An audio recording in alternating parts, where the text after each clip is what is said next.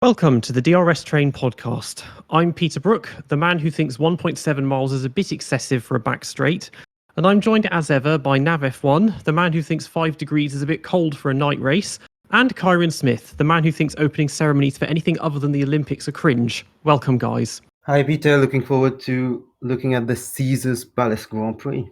Likewise, looking forward to this one. So, another podcast, another special guest, and this time it's the one and only Josh Revell. Welcome, man. Thanks for having me on. So, this week, Formula One goes to Las Vegas. This is not, however, its first time in Sin City, as if you rewind the clock a little over 40 years, there were 2 races held on what was essentially a glorified kart circuit in the Caesars Palace Hotel parking lot. And we thought this topic would be right up your Strasse. Yeah, absolutely. This race was, Caesars Palace Grand Prix, notorious for all the wrong reasons, and I'm sure we're going to get into that plenty in this episode. It's a very unorthodox race when you look at it, but then it also sort of feels not of its time. It kind of perfectly fits the milieu of modern F1 in many respects. Yeah, I mean, a race just thrown into a car park just to accommodate the flamboyant effect of Las Vegas. That's the most 2020s thing, but we forget. I mean, some people might forget that the 1980s were also about that, about trying to cater to politics and cater to some fan bases around the world. And it ended with this truck that they just built in 45 days. They mentioned in the commentary. I had no idea, but 45 days for an F1 track is utterly insane. This track is garbage, and there's just nothing else to say about it. One of the worst tracks in the history of Formula One, both in its layout and also just in terms of the, like Nav mentioned, the hasty preparation that went into it. Trash. It looks like nothing when you look at it. I mean, Right. it like I said in the intro, glorified kart circuit, no elevation change of any kind, very repetitive, built on sand and just in the desert, and just there's nothing, no life in it really. If I was a driver, I would have been offended. And Formula One, I mean, it's supposed to be the pinnacle, and they put up a circuit like that. I would have been like, no thanks, try again or something like that, because that's just outrageous. This track is just awful. It was interesting because during the race, James Hunt was implying that the drivers actually enjoyed the race, which was extremely weird because we all know how much the drivers complained about the race before and after, and even when it went back to that location in 1982. But the commentators were trying to big it up. I'm not sure if they were being told to do it. Maybe they were, but they were just praising how the grandstands were full, which it didn't seem like, and how the drivers were loving it when we know that they were injured. Well, they didn't like it because there was no grip on the tarmac because it was so dusty. So I'm not sure why they would have liked it. All the comments I saw were quite negative. They called it a parking lot. The climate was unbearable. Like I said, no grip on the tarmac. Basically, this circuit was just created because Watkins Glen went bankrupt in 1980 because they didn't pay almost $1 million in debt that they owed to the teams. So they couldn't use that circuit in 81. So they had to go to this makeshift piece of garbage. Sorry, but that's what I think. No, I noticed that as well. There was a lot of comments from drivers saying it was a good track. They had lots of overtaking opportunities and so on and so forth. And you're like, you sure about that? You really sure about that? It did seem, especially in the 81 broadcast, that they were trying to big up this track and the event and so forth. Apparently, no general admission tickets at all. If you wanted to get in, you had to be in the grandstands, and they were definitely plentiful around the track, 100%. So I don't know. There was that sort of feeling of, let's big up this event. This is what we need to make as our, a staple of the Formula One calendar, and that didn't work. Murray Walker mentioned that the tickets were $250. $250 back then is what, $5,000 now? £4,000-5,000? Not quite that much. It would have been a lot, but not that much. Yeah, I was trying to exaggerate. Probably, but still, $250 in 1981 to watch Formula One is unreal. Yeah, I mean, I think the attendance they said was about 40,000, which is really not great. If you consider that Silverstone is like 100,000, and this is in the middle of a very large city that would have had loads of people in it anyway. But it's basically, if sprint races were a circuit, this is what you would get. Just completely uninspired, and yeah, everyone trying to big it up and make it sound amazing when it just doesn't work. I mean, looking at the layout, for ground effect cars, you would think that probably does work because it's lots of sustained sweeping corners, and that plays to their strengths. For modern cars, it would be terrible because they'd be utterly incapable of overtaking. But you feel like it should have worked better for the cars of the time, to be honest. And when we're looking at strengths and weaknesses, there were a lot of weaknesses that we mentioned, but a big one that can seem overlooked was that it was a counterclockwise circuit, and that just put a huge strain on the backs of the drivers, which also leads us to one of the big scandals of the 1981 season regarding massages and which drivers could get massages and which drivers could not. So Nelson Piquet, for example, was apparently one of the drivers who would always get the best massages before the race, even if it impacted his race later on. Yeah, and 81 was just a wild season in many ways because of all the politics in the background with FISA and FOCA. It represented almost like a new era, in my view, anyways, in F1. And, there was a lot of drama during the season, but the race was well set up. There were 3 drivers going into it, right? Like 86, like 2007, that's about it, actually. Off the top of my head, that I can think of 3 drivers going into a race and having a chance to win the title between Nelson Piquet, Carlos Reutemann, and Jacques Laffite. So there was a lot of hype around the track. There was a lot of excitement, and years later, it's come out that Bernie did some manipulation to make sure that basically Reutemann wouldn't get a masseuse to help him with his back because all the drivers were having some back issues that weekend, given how bumpy and dusty the circuit was, this garbage circuit was.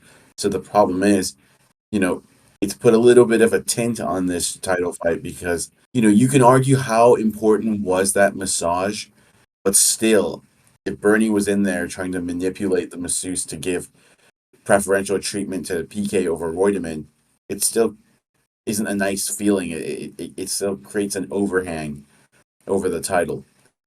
But it was just one of many things leading up to that race, which were, let's say, controversial. An interesting fact with the massages is that Piquet actually suffered from it before the race. Apparently, one of the masseurs that they hired for him before the Caesars Palace Grand Prix was a professional one for boxers, and so he or she, whoever, was going very hard on the back, which meant that Piquet had back issues in qualifying and during the race because of the actual massage. So it's quite ironic that Bernie, trying to, seemingly manipulate the results a bit, nearly backfired towards his own driver. I don't know how far I can extrapolate and say, if Reutemann had the masseuse, he would have won the title. I don't know. That's a bit of a stretch, but it's not nice to hear that years later. I mean, yeah, in that scenario, you got to do everything you can, especially if you're someone like Bernie Ecclestone. I mean, that guy was trying for ages to sort of get other teams on his side, when it came to the commercial side of the sport. But here he comes with the opportunity to win the world championship. He's, just going to make it as good an opportunity as possible for Nelson Piquet to take the title. And am I right in saying that they shunned anyone else, any other drivers that tried to get that Sugar Ray Leonard Yes. masseur? Yeah. Mm. Right, okay. Well, that definitely sounds like something Bernie would do and have the power to do. So, it's one of those things where it's just like, yeah, it's a little bit crappy, but do you expect anything else out of Bernie? It's such an obvious conflict of interest to have him as the head of FOCA and then also running his own team at the same time. Like, if you can, you're always going to try and use that to move things in your favor. Yes, I agree. It was was just part of Bernie's grand plan to take as much control as he could, and there's a huge conflict of interest. I mean, if the sport was anyway properly governed, he would never have been allowed to maintain dual roles like that. That's and of course, as Josh mentioned, he's going to try and garner any advantage he can. It would be. I mean, didn't Penske, Penske in IndyCar, sorry to go off topic here a little bit right now, but when Penske basically took control of the sport and the Indianapolis Motor Speedway, did people not sort of think, okay, there could be problems here? And if we're going to look at this year's Indy 500, would the same thing have happened? Were Penske not in charge of, so to speak, everything? Like it's almost on that level, but even if it wasn't quite on that level, what we are talking about here is a massive conflict of interest, where, almost the inmates run the asylum in a way. You couldn't really have that, but obviously, what happened, and Bernie was head of Brabham until when did he let go of Brabham? 87, because they sat out 88 and then came back for 3 years with someone else. I've forgotten who.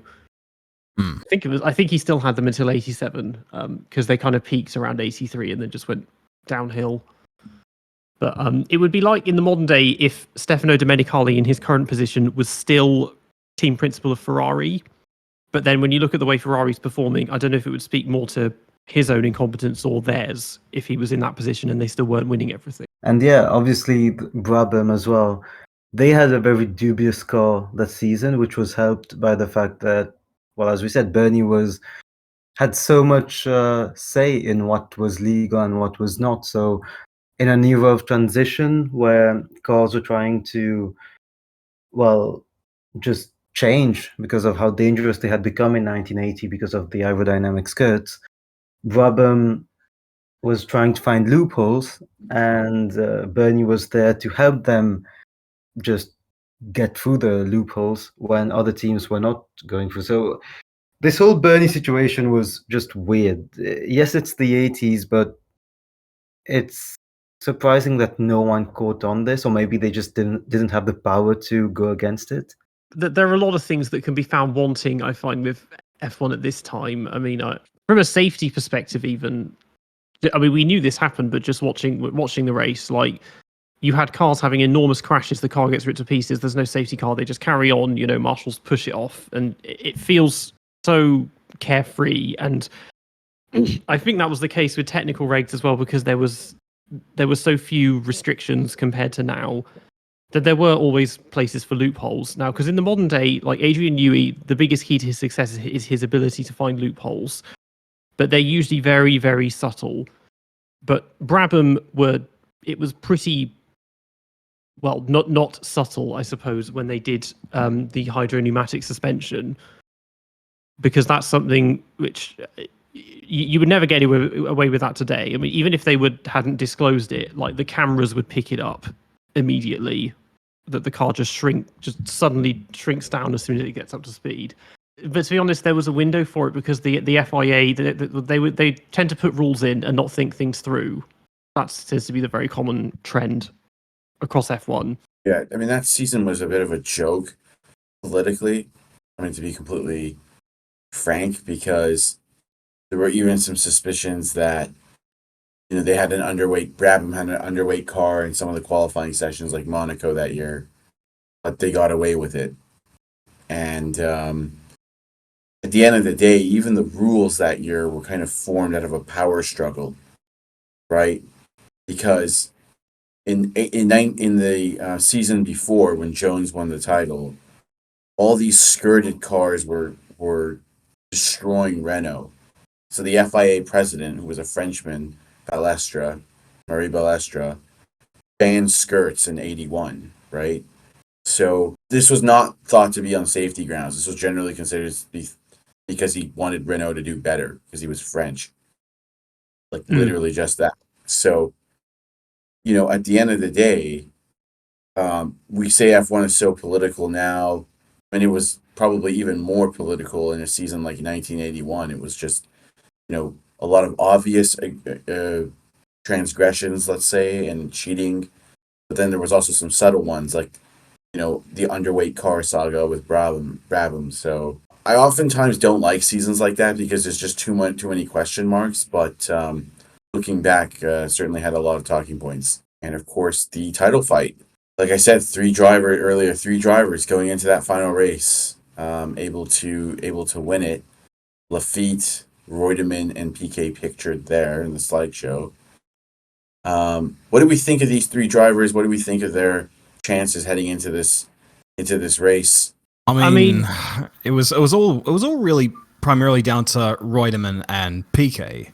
Like Laffite was a very outside chance. It basically relied on Reutemann almost doing what he could have done midway through that race, but it was down to Reutemann and Piquet primarily, and again, Laffite basically had to pray for Reutemann and Piquet to run into each other. All would have been deserving champions, though, for sure, regardless of what we think of one of those drivers. I mean, Laffite, I guess my best analogy, he's kind of in the position that Frentzen was in '99. That, like, you wouldn't, he's there by the skin of his teeth, and you kind of think maybe he can do it. But I think the only way he could have won it was if he'd won with those two outside the points, pretty much. So really, a really narrow one. But because Reutemann had been around for several years, well, him and Laffite, Piquet was still relatively inexperienced, but had obviously shown himself and continued to show how good he was in the 80s. And I mean, he's a 3-time champion. It's a supreme effort, but he, for various reasons, he tends to get kind of forgotten about or ignored, usually for things that didn't happen on track. But yeah, I mean, they were all good drivers in one way or another, certainly. I mean, Reutemann, one of the closest drivers to being champion without ever actually doing it. But it was an interesting kind of dynamic between him and Alan Jones, because Jones was Jones basically said, well, if I'm in a position to help him, I'm not going to, because I'm a Commonwealth citizen and he's Argentinian, was basically the way he put it. So that was interesting. I don't know if you would get away with playing that kind of card these days. My only issue with Piquet, on top of all the obvious ones, for that season was, well, he was driving for Brabham, and it was quite obvious how Bernie was trying to help them with the loopholes and the whole 6-centimeter rule, trying to have a car that goes down during the race and then goes up when it gets checked again. I mean, Brabham were called FIA cheats all across the season, while, for example, Colin Chapman's Lotus, that wasn't allowed because of some aerodynamic advances. We're not sure if it would have worked. Exactly. We're not sure if that Lotus would have worked, and I think it's worth mentioning. But Bernie was one of the first ones to just put down the project. Colin felt that the entire F1 industry was against him. And then during the season, that Brabham is doing things, basically just going down during the race, going up after it. And it's fine because Bernie is leading it. And then obviously Piquet's teammate was one of the big pay drivers of the era, Hector Rebaque, who somehow, I think, did not score a single podium in that season. Yeah, he didn't score a single podium in that season. So that team was just weird. And also Nelson Piquet was weird with his thoughts, and also just as a driver back then. So he definitely was not my favorite, at least from these three. Look, I want to say something here. This team embodies the dark arts of Formula One. Okay, here's a fact about Brabham. They cheated that year. Okay, I mean, we know Herbie Blash, who was the guy you would often see in modern F1 up to recently after the podiums guiding the drivers around. And he was the chief mechanic for Brabham. Before that, working with Bernie, he has admitted, like on the record decades later, that they had a heavyweight seat in that Brabham. So when Piquet would come in, they would put in the light seat out from under him, and then they would put in a leaded seat so that the car would then be brought back up to minimum weight. That's cheating. And Piquet was in on this. He knew about this and was actively pushing for this, which was one of Piquet's quote unquote strengths, that he's, effectively a cunning cheater. So, I mean, at the end of the day, this team, to me, would have been a team I would have been desperately hoping that they would have failed, because they embody everything I hate about Formula One. Total cunning, total deception. While Williams and Reutemann had a more honest approach, Carlos was like a fragile artist. That was his image. He was this brilliantly quick driver, also scored points in the World Rally Championship, but he was fragile. He wasn't as cunning, even though he became a politician after, which is kind of weird, but he wasn't as cunning. He wasn't as dishonest. He was a very straightforward, quick but fragile driver who also had a teammate with great animosity towards him. I thought it was outrageous comment by Jones. I'm not sure what he's saying. So I thought people would have, in my opinion, most people would have probably wanted Reutemann to win in today's day and age. Even if Piquet perhaps was a slightly more complete driver. And then there was Laffite there as well. I don't put Laffite on the level of either of those two, so very much an outsider. But I just wanted to make that It's clear. interesting what you said. Yeah, Alan Jones in his autobiography, How I Became an F1 Champion or something, is straightforward as that. He kept just slagging off Reutemann for the entire thing without any PR, any way to try and mellow it. He said that Carlos was one of the most dishonest drivers he had ever seen in his time in F1. Even though us as outsiders, well, we thought Carlos was the good one. But yeah, Alan Jones just hated Carlos from the onset. It was insane. It's because Alan had a #1 contract, and Reutemann decided that he was better than Jones in his head, so he reneged on some team orders in Brazil. And so then Jones got really, because Jones was the reigning world champion. Jones thought he was, the chosen one at Williams, and Reutemann had other ideas. Reutemann said, well, hey, you're good, but you're not that good, are you? Because I can beat you.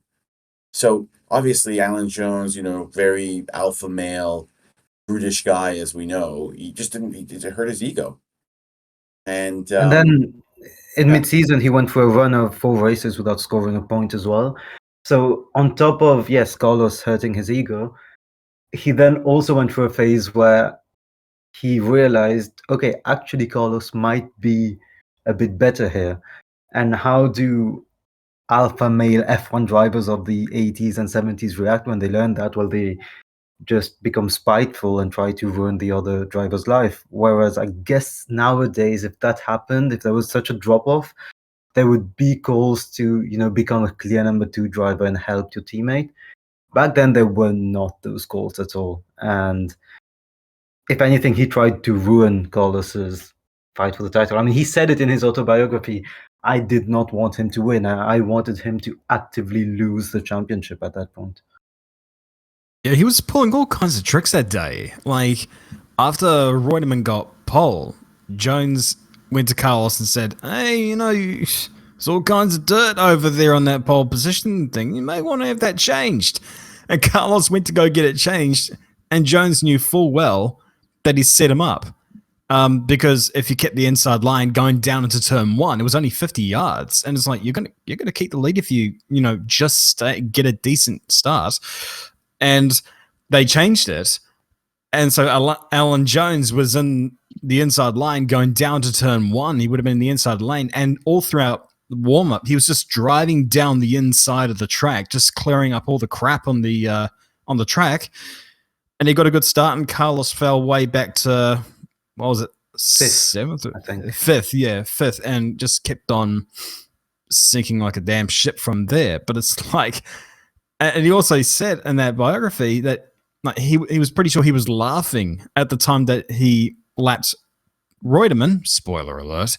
The whole time. It's just like, it's so freaking funny to me. You would think, that Jones being out of contention, that he would try and help his teammate win the championship when he was actively like, no way, I'll do everything to make sure that you don't win it. That is hilarious to me. And there were calls that Reutemann had mechanical issues and all kinds of excuses, but there was also the controversy that the car might have been fiddled with, or it was very weird that Carlos was so slow. I think it was his slowest race of the year by so far.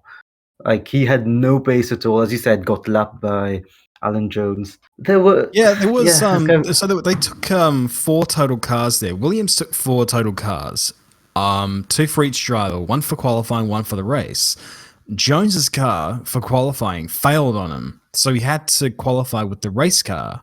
Now, Reutemann obviously got pole position, so yeah, maybe the race car failed him. I mean, it was extremely uncharacteristic for Reutemann, not so much to fall back, a few positions, but to fall back that far. That didn't seem totally right. And you could tell how desperate he was becoming in the race because, at the point where Piquet is hounding Reutemann, he goes into the final corner and Reutemann obviously brakes way earlier than he normally would when Piquet was right behind him. And Piquet just, before that even happened, he was going to make a move anyway. And I think Piquet said it was, he probably just did some bullshit where he said, I predicted it and I knew what I was doing. It's just like, he probably just got a bit lucky there. Debate time. Did Carlos Reutemann brake check Piquet in the hopes that he would have, Piquet run into him and win him the title for him? Well, the first thought I had when I saw Carlos was 1 point ahead of Piquet, my extremely Max Verstappen, Lewis Hamilton brain was like, look, there is no harm in the 1980s. Obviously, it was before Prost, but there's no harm in Carlos just doing something, especially when they were running in P7 and P8. I was like, why doesn't he do something there?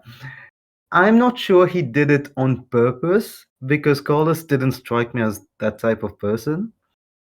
But during the entire race, I was like, he could have done it. Like, it wouldn't have been controversial to do it at the time. Yeah, I mean, this is the thing. If he did, people would look at it in hindsight. And I think also with the way that Piquet is perceived now, I don't think many people would have that much sympathy for him to lose the title. I mean, has Piquet ever been looked at in a good light? Sorry for the interruption, but it's like Piquet's always been a heel.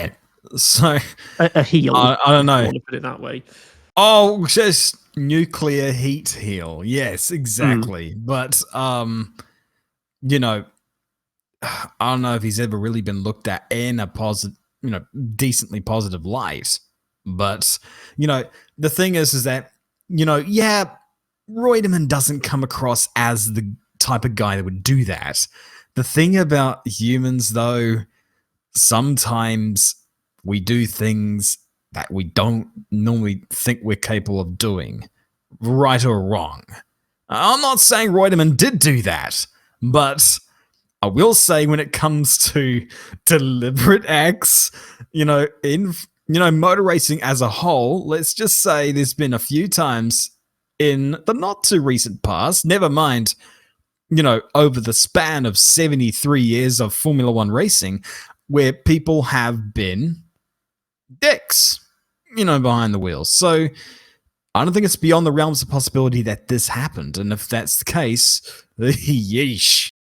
Especially a Carlos who at the time probably thought the world was a bit against him. I mean, the entirety of Argentina was backing him, but, well, his team wasn't backing him. His teammate, I think his team was backing him, but his teammate certainly wasn't. Brabham was doing absolutely everything with Piquet to try and stop Carlos. It wouldn't have surprised me at all. Like, if it went through his head and he thought, look, can I be the next Argentinian legend after Mr. Juan Manuel Fangio? Yeah, I certainly thought he could have done something. And might I say, I might have hoped that he would have done something there. Yeah, I mean, the Argentine drop-off is quite interesting after Fangio, because it's one of the most prolific countries, because you've got him, and then there was like more than 20 other drivers in the 50s that followed him. Gonzalez. Yeah, like Gonzalez, and a bunch of other guys that maybe only did the Argentine race. And then you get Reutemann, and there's a couple of other people like Zanino, and then it completely just crashes and burns with Esteban Tuero and Gaston Mazzacane. So you can see how he's thinking, well, yeah, obviously I want to emulate Fangio and have the pride of Argentina. But yeah, I mean, he was It's just so sad. It's so sad that we had Fangio, and then we had Reutemann, two unbelievable drivers from Argentina, and then they were propped up in the 90s by Esteban Tuero and Gaston Mazzacane, who, as Martin Brundle once eloquently put it, couldn't drive a nail into a plank of wood. Well, fortunately, Franco Colapinto, he's the chosen one. That he'll bring balance to Latin America and bring the title back to Argentina, I'm sure. Maybe Piquet versus Reutemann is what will become Bortoleto versus Colapinto. Who knows? Oh boy, I'd never thought of it that way, but that's quite an interesting. I don't want that pain for Franco. But yeah, Reutemann, one of the, as Peter said, one of the greats who, well, wasn't in the end, very close to winning it. Obviously, Nelson did win it. Nelson, who also struggled a lot during the race, we must say, he took, I think, 15 minutes to limp out of the car when he eventually finished and became world champion. The massages apparently had hurt him more than anything. And it was an extremely stressful race for the drivers. Reutemann was missing a gear as well. He was struggling to finish the race. Apparently, when he got lapped by Jones, he complained after the race that he barely could think about the title race anymore. It's just not a good season finale to have it at Caesar's Palace. You would want a race where the drivers can think well about the situation, can really gauge what is at stake, not think about, oh, my shoulder's hurting, my legs are hurting. And I'm driving at a circuit that none of us have driven before, so you can't even create like a game plan or anything. But it's comparing it to the modern race, it's to end it there. They're going for the glamour look and all of that, which obviously there was plenty of that in the 80s. But this is pre-social media, so it doesn't have the same impact, and there isn't, obviously they didn't do all of the cringe that we are going to be afflicted with this week, I'm sure. But you think, obviously, that, as mentioned before, it was meant to go to Watkins Glen, where it had always been before that. But Watkins Glen, whenever I think of Watkins Glen, I just think of it being an utter bloodbath, because it's like, here's two of the most graphic deaths in Formula One history in consecutive years at this circuit, and that's all I can think of now when I think of that. But I feel like they could have picked somewhere better than this in America. There are other places they could have given it a go. I mean, I'm sure they could have tried Laguna Seca if they really wanted to, or Road America, maybe. That one was an idea. But all those in Las Vegas? No. Well, I mean, yeah. Well, Laguna Seca is desert, but not. It's kind of in the middle of nowhere. But the others are not, because they already had. This was because the following year was the first year we had 3 races in the same country, and that would have been this, Long Beach and Detroit. I think. Hang on, was it 1984? 1984 was the one with 3, was it? No, it was 1982. Yeah, because they had Detroit at the time, and then they brought Detroit, Detroit, Long Beach, and Las Vegas. Yeah. Yeah, and then in '84 they brought in Dallas, I think, in place of Long Beach. They had such a freaking American fetish back in the 80s. They tried every damn state and every damn city that they could, and it obviously worked. Yeah, I mean, some of those circuits, they don't even. That's how well it works. Is they don't even exist anymore. Like Riverside Raceway, that was in the '60s. That circuit, there is absolutely no trace of it left. It's this like suburban neighborhood that looks like a nuclear test site, and then this absolutely gigantic shopping mall, and that's where the circuit is now, or what was the circuit. And yeah, You're Dallas. just making me think of like Mario Kart Wii tracks when you're mentioning this one. It just doesn't. There's no sign that there used to be a circuit there at all. And then Dallas was built around like an entertainment park with a stadium in the middle, but virtually none of the circuit is left from that. I mean, you could still see traces of it if you look at it through Street View, but you got to know what you're looking for. Yeah, there's the odd stretch which is still there as a public road or as a bit of car park or something like that, but a lot of the circuit is gone. But obviously then Phoenix, that's the other one, Phoenix, they did in the 80s. And Detroit are still there because those are public roads. So those are still accessible. It's a lot of circuits for one country. And really. they're the ones that actually got running. We're not going to talk about the ones that didn't. Yeah. I mean, Like San Francisco and New York. Yeah, the New Jersey race. Well, no, not New Jersey. The of course, in there was Flushing Meadows. Oh yes, the one that looks like the one that looks like Albert Park design with an Etch-a-Sketch.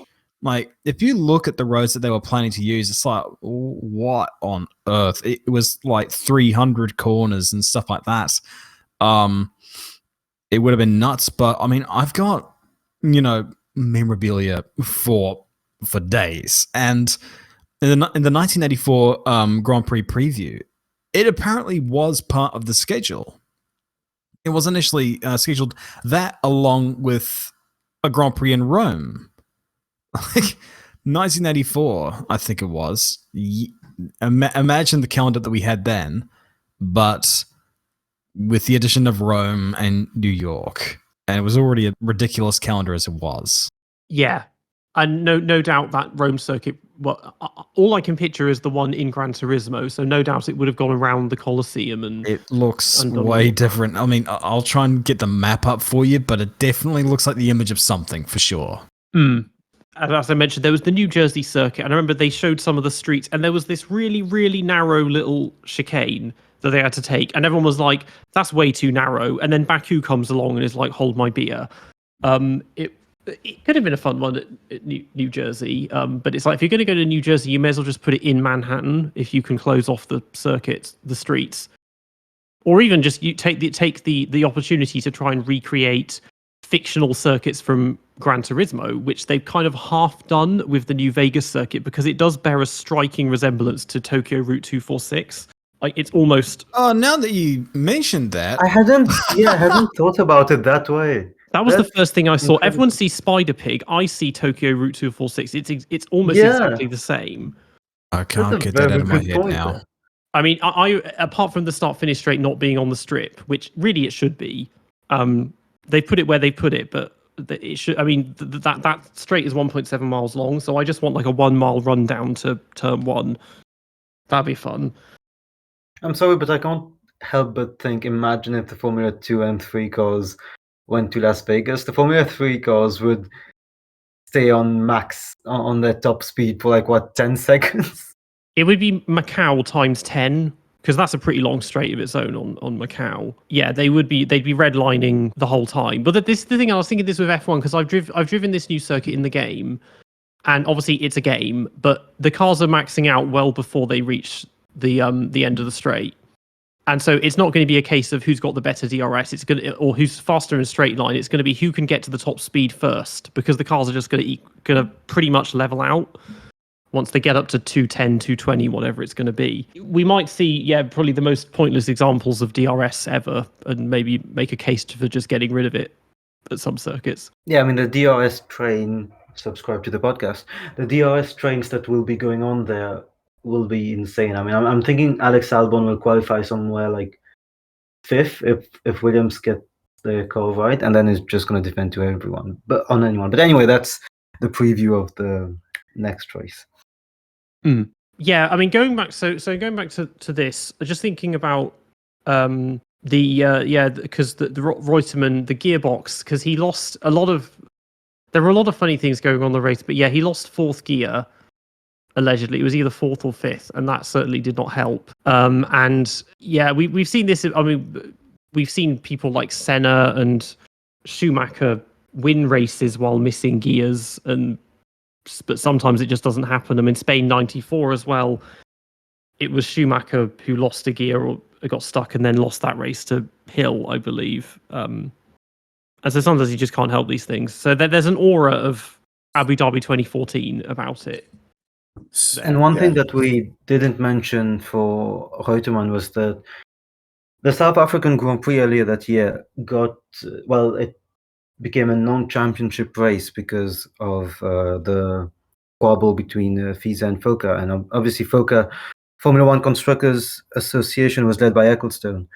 If Reutemann's win in South Africa had stood, he wins the championship regardless of what happens in Las Vegas. I mean, at least if we keep the same results for Caesar's Palace, Reutemann wins. So again, that season just sits really weirdly. Reutemann had, at some point, I think midway through the season, he was leading by 11 or 12 points, which is a lot back then. 12 points is a win and a half over the second place, the guy in second place. And yeah, again, the South African Grand Prix just becoming a non-championship race last minute because they tried to reschedule the race, I think 3 or 4 days before it. It just sits badly with Reutemann's fate that year. Reutemann was known to be a driver who was blisteringly quick, but would fade away in tough moments. Fragile driver. That was his reputation. And I think a lot of people point to this race as a classic example of that, because even though he had gearbox issues, so he claims, he dropped down the order, and I think generally people were stunned at the lack of aggression that he showed when his title rival and other drivers were pressuring him in the most important race of his career. And unfortunately for Lole, as his nickname was, he definitely was a repeat offender, quote unquote, of this, because there were many races where he would be comfortably out in the lead and he would be flawless, but as soon as somebody put him under pressure, he'd make a mistake. And Patrick Head described him as a driver who only liked driving when everything was perfect, more of an artist than a typical athlete. And I think that was his problem going in, because in the second half of that season, the general feeling was that Williams had a slightly better car than Brabham, even though Brabham was experimenting with, anything that moved that year. And Piquet was making the difference by bridging that gap, which I'd like to think is true. So even though, going into the final race, I think Reutemann had a slight car advantage, he could have done a better job. I really think Carlos let himself down a little bit, and it's a shame because he was a talent worthy of a world championship in my view. I'm trying to think who it was. I'm pretty certain it was Patrick Head, one of his podcast appearances, and he was talking about the drivers they had at the time, and he was basically praising Alan Jones and Keke Rosberg, and then they asked him, "What did you think about Carlos Reutemann? Was he any good?" And he was just like, "No." I mean, it was like, so okay, that's quite blunt. I mean, I'm trying to remember. My first thought was, for some reason, my brain went Herbie Blash on Beyond the Grid, but that wouldn't make sense because he worked for Brabham, and that's what Patrick Head. That sounds like something he would say. But there was he split opinion massively, Carlos, because he was also a very eccentric character. You'll find some people who think he's the best driver to never win a world championship. I know Peter Windsor, for example, holds him in high regard. Many people hold him in high regard. He was just a driver that split opinion. Undoubtedly quick, though. You can't deny he had tremendous speed. It was really his racecraft under pressure that was a huge weakness, a huge chink in his armor, as they say. And I think we need to just remember that Formula One is more than just racing. Sorry, Formula One is more than just going quickly. It's also about racing. Yeah, it bears a striking resemblance to a certain man from Monaco in that respect. Yes, I think you can draw that comparison. Although Charles does not have the animosity within the team to deal with, and later Carlos even had. This is unrelated, but Carlos even had some issues with the Falkland Islands War that happened a few years after, and felt that because he was in a British team, everyone was against him. Well, that was As it. he was He retired 2 races into 1982 because of Falklands. right, and he became a politician. So I mean, the thing is that he was a very sensitive bloke, very fragile, very emotional driver, and even before that saga, Jones was vicious with him. And Alan Jones is as vicious as any driver. If you've seen him talk, you don't want Alan Jones on your bad side, especially if he's your teammate. So he had a lot to deal with, I think, more than Leclerc does. I mean, who does Leclerc have to deal with? I mean, Carlos Sainz. I mean, the burden of 100,000 Italian teenage girls, I suppose, as well. Exactly. Yeah, but yeah, Reutemann. I mean, to be fair, Reutemann, he does have a far better pole to win ratio than Leclerc does. I'll point that out. Yep, fair. And Carlos, kudos to the chance in 1982. I mean, Peter said how he retired. Suddenly, he had finished second in in the first race of 1982, and then just retired because of the political reasons. Maybe he would have stood a big chance at winning 1982 if. Actually, I think he would have, knowing how that went. But yeah, just a weird end to a career. Just that close to winning a title, and then it's over. It was such a weird finale because Gilles Villeneuve was coming out before the race and saying, "Oh, Carlos Reutemann is physically stronger than Nelson, so he'll win." I'm not sure what Gilles was talking about, really. I mean, I would have just gone up to Gilles and be like, "No more public statements. Thank you very much." So, there was just a lot of hype going into this race, and it fizzled out because we expected a Titanic Reutemann versus Piquet duel. And we got the exact opposite. I mean, Reutemann almost looked like he let Piquet pass in that race. He was struggling with something, and no doubt that everyone was having issues with the neck.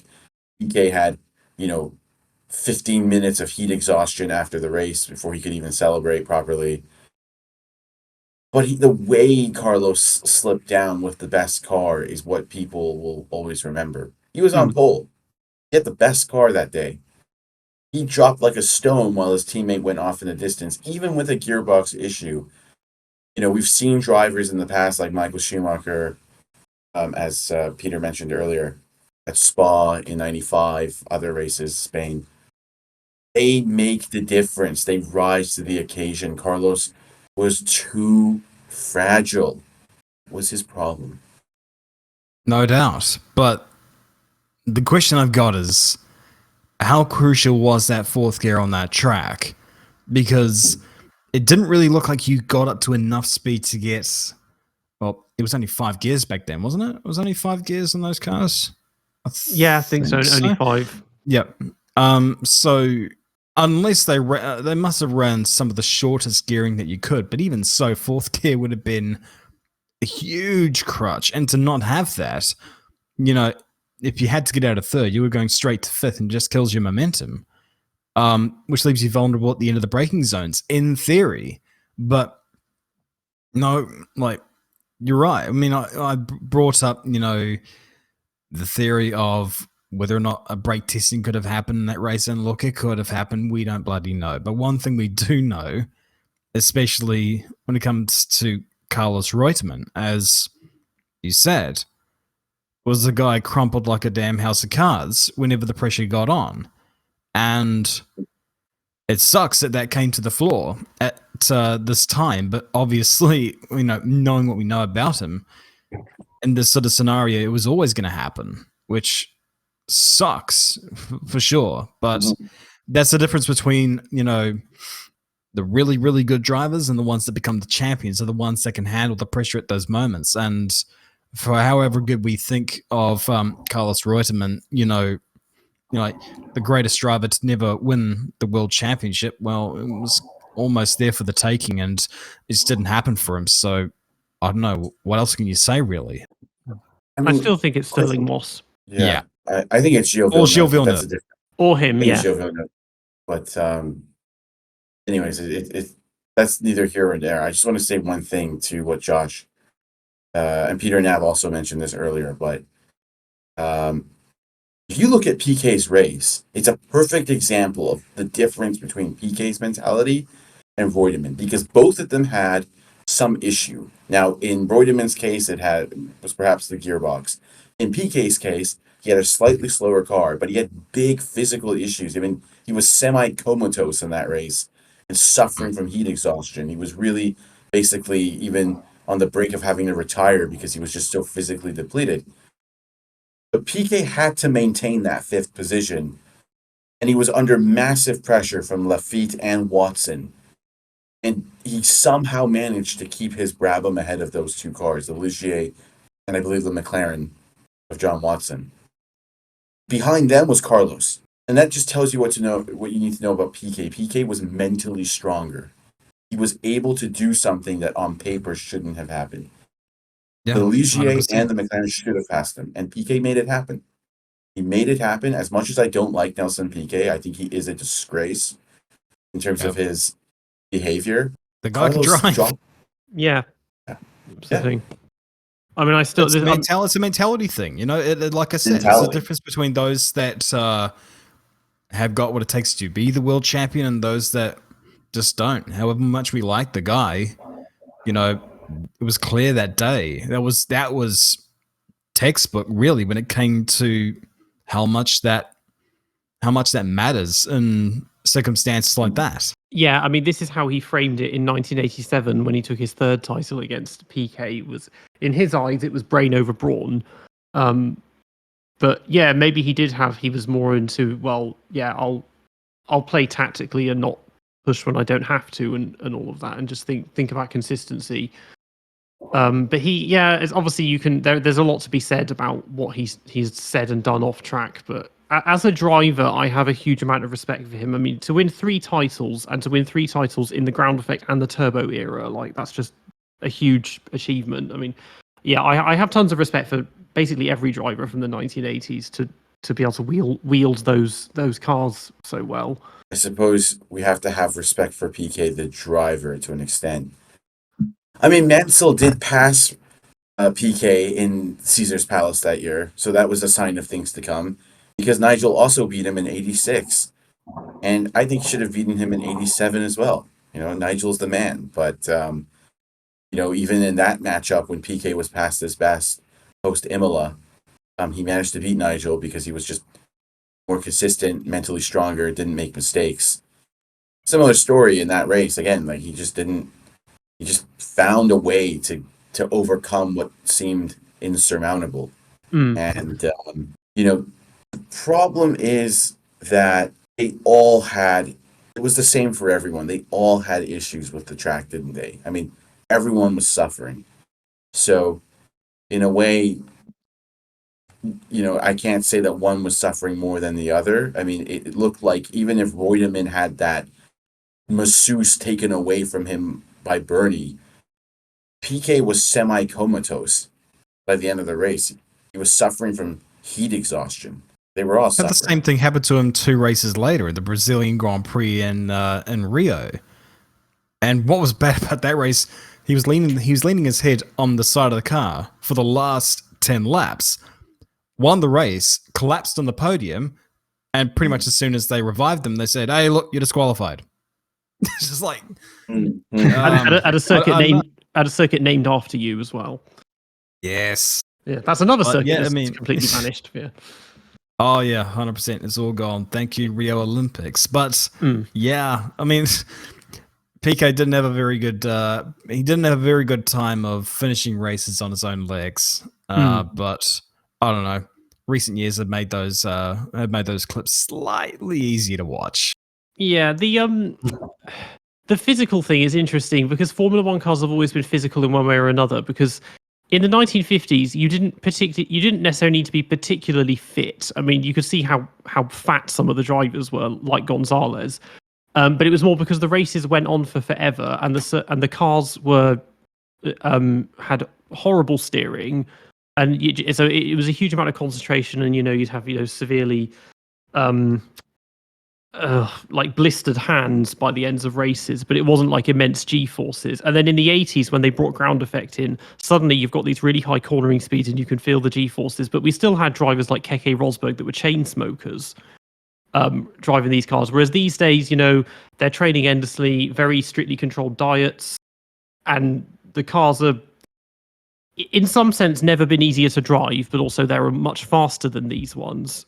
As a counter to that. But then we saw again Qatar, similar issues of physical exhaustion because of heat, more humidity in that case, because in this, it's a dry desert climate, so it's just a very intense sunlight, but not necessarily lots of humidity. But it's just interesting that this is that you wonder how fit they kind of needed to be at the time compared to how they are today, because these cars, they share, obviously, their ground effect, they share a reasonable amount in common with modern cars. I was just going to say, it's interesting that the age also started. It was already becoming an issue in the 70s, but you saw more older drivers stay in F1 in the 80s. So I don't know how much of it is due to the cars being, well, as you said, hard to drive, but also just how exhausted many people would get. Laffite, we're going to come to Laffite soon, but he was 37, and he was one of the oldest drivers on that grid, which, we were used to like 45 and 46-year-olds on the grid just a few years before. I think that it happens to every sport, because records and standards need to be met, is that the average age just goes down and down and down. And now it's more common to see teenagers in early 20s. And there, obviously, in the past, you had one-off examples such as Mike Thackwell. He was 19 when he entered Formula One. Again, the aforementioned Esteban Tuero, he was 19.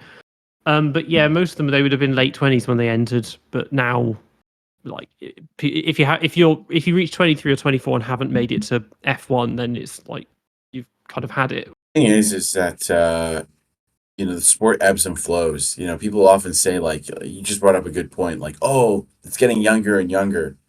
Well, there were some eras when we had 33-year-olds winning, making their debut and winning races, and some years we had 19-year-olds, and then it got older again. Esteban Tuero is a good example. Where did he come from? Alonso. But then, we've had drivers on the older side, like Lewis. Lewis was 22, I think, when he made his debut. He wasn't that young. So relative to now, so it ebbs and flows. I think Max Verstappen set an unrealistic precedent. I don't think we'll see that ever again with a 17-year-old. But well, legally we can't, because you have to be 18 to get a super license now. Yeah. So we're not seeing that anymore.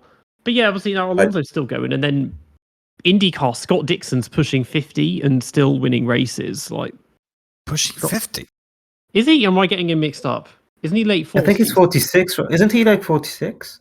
Okay, that's okay. So he's late 40s. 43. 43. Oh, sorry. Okay. I thought he was older. Where did the 7 years come from? Is he? I was looking. I thought he was like 4. It shows how much I know about IndyCar.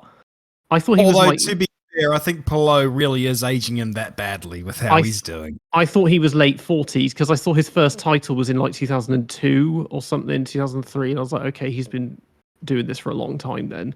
Yeah, same. I assumed like he first won it when he was 25, and I just added 21 years to that.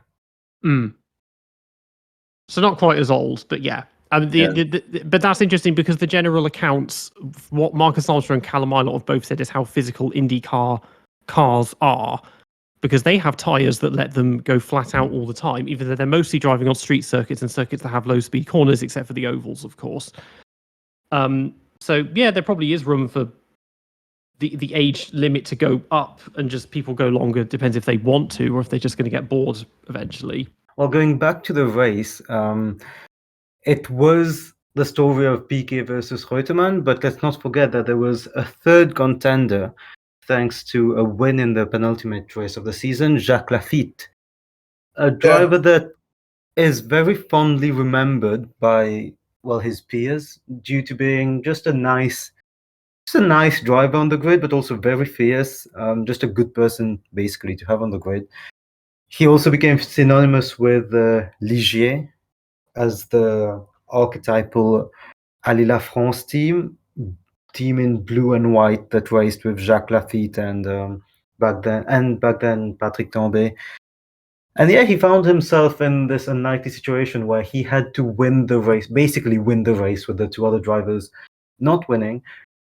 And Ciaron was talking about how most drivers were struggling. One driver who didn't struggle, well, there were two drivers who didn't struggle, Laffite and Giacomelli, but Laffite, after lap 1, he had made 7 positions and was up to, I think, P5 after a bad qualifying session that saw him start in 12th. Yeah. Yeah, I mean, he finished 4th in the championship 3 times in a row, 6 wins, I believe.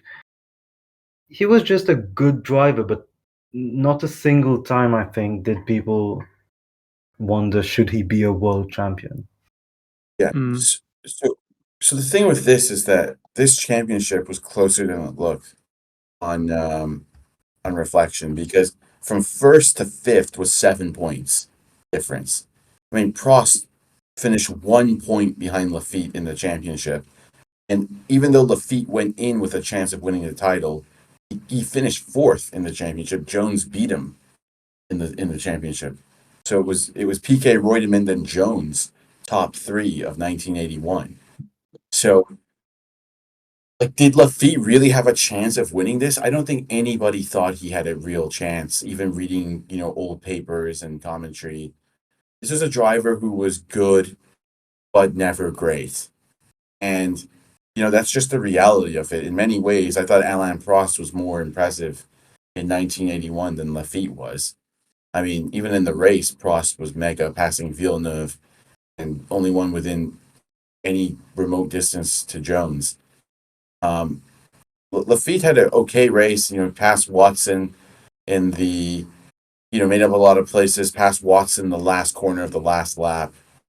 Great stuff. But again, finished 4th in the championship, didn't get it done. And to me, this guy was never championship material. He was just I found out somebody- yesterday while reading up some things that he was seen as less good than Depailler before Depailler's death when they were teammates. So he was definitely, and obviously Pironi was the big Frenchman of the time. So he was not seen as the best driver for sure, but And I think Arnoux, many don't people forget Arnoux, Nav. Arnoux Of course, was also Arnoux, yeah. highly rated. Yeah, this huge French generation, which I might make a video on soon, which is a little plug. But yeah, Laffite, he was never seen as a great, but thanks to this partnership with Ligier, it's one of the drivers who became kind of iconic because he just became linked to a team for years to come.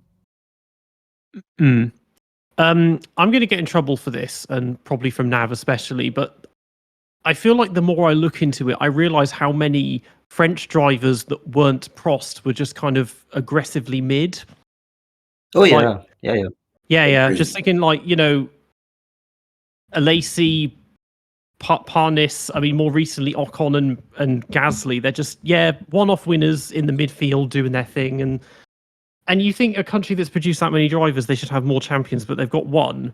He's got 4 titles, but still, the rest of them, like, you got Trintignant, or however you meant to say it. That's one of the ones I messed up. Trintignant, okay. In the 50s, like, one of the worst qualifiers in Formula One history. And yeah, Arnoux, again, one of the worst. Like, him and Leclerc are competing to see who can have the worst pole to win ratio in Formula One. And Tom Bay. Pironi was good, but something happened. So Yeah, and there were ones like Tom Bay that were just kind of there or thereabouts, I guess. But yeah, They oftentimes either have a team backing them, or they have some kind of like character, like Alesi, that over. I liked watching Alesi. He was entertaining, but his overly exuberant style made him look better than he was. They'd say, "Oh, did you see Jean kick the back end out on the exit?" I'm like, "So what? He finished 9th. He crashed." Like, it probably cost him 2/10 in that corner as well. Exactly. But that was Alesi. He was like the artist's driver. He was passion over reason. Laffite was just mid. You know, he was just like probably the fourth or fifth best Frenchman on the grid. To me, Prost was, even in 81, the best French driver, followed by probably, later on guys like Pironi, and then you had René Arnoux. I think that's the top three for the French in that era. And then you had Laffite, that dude Trintignant. I don't know anything about Trintignant, to be honest.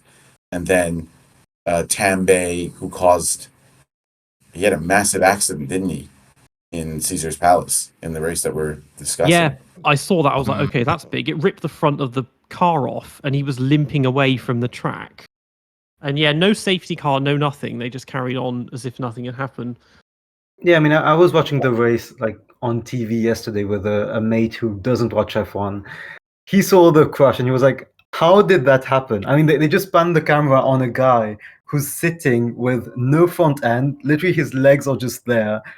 And he's just limping away. No one to help him. No safety car. Just we keep going. It's unreal to see. Even if it's 1981, the car was disintegrated, and then he's just leaving the car. Because I think this was the He first just year. limped away. Yeah, it was the first year of carbon fiber safety cells, but I think only McLaren had them. Only McLaren had that, and Andrea de Testros did his utmost to destroy every single one he was given. I think he wrote off what was it, 14 tubs, and that wasn't even before the end of the season.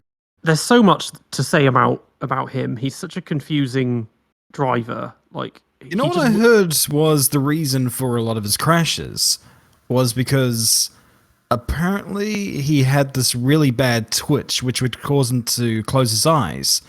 And sometimes when they would happen through a corner, he would close his eyes, he'd wake up and he wouldn't know where he was going. It's just, that's nuts to me if that is the case. But the thing is, I want to believe it because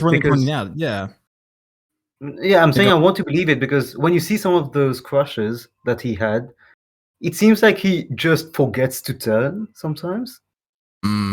He's just the ultimate cockroach. He just wouldn't go away. He drove for 14 teams in like a 15-year career. He just it was just the ultimate journeyman. Yeah.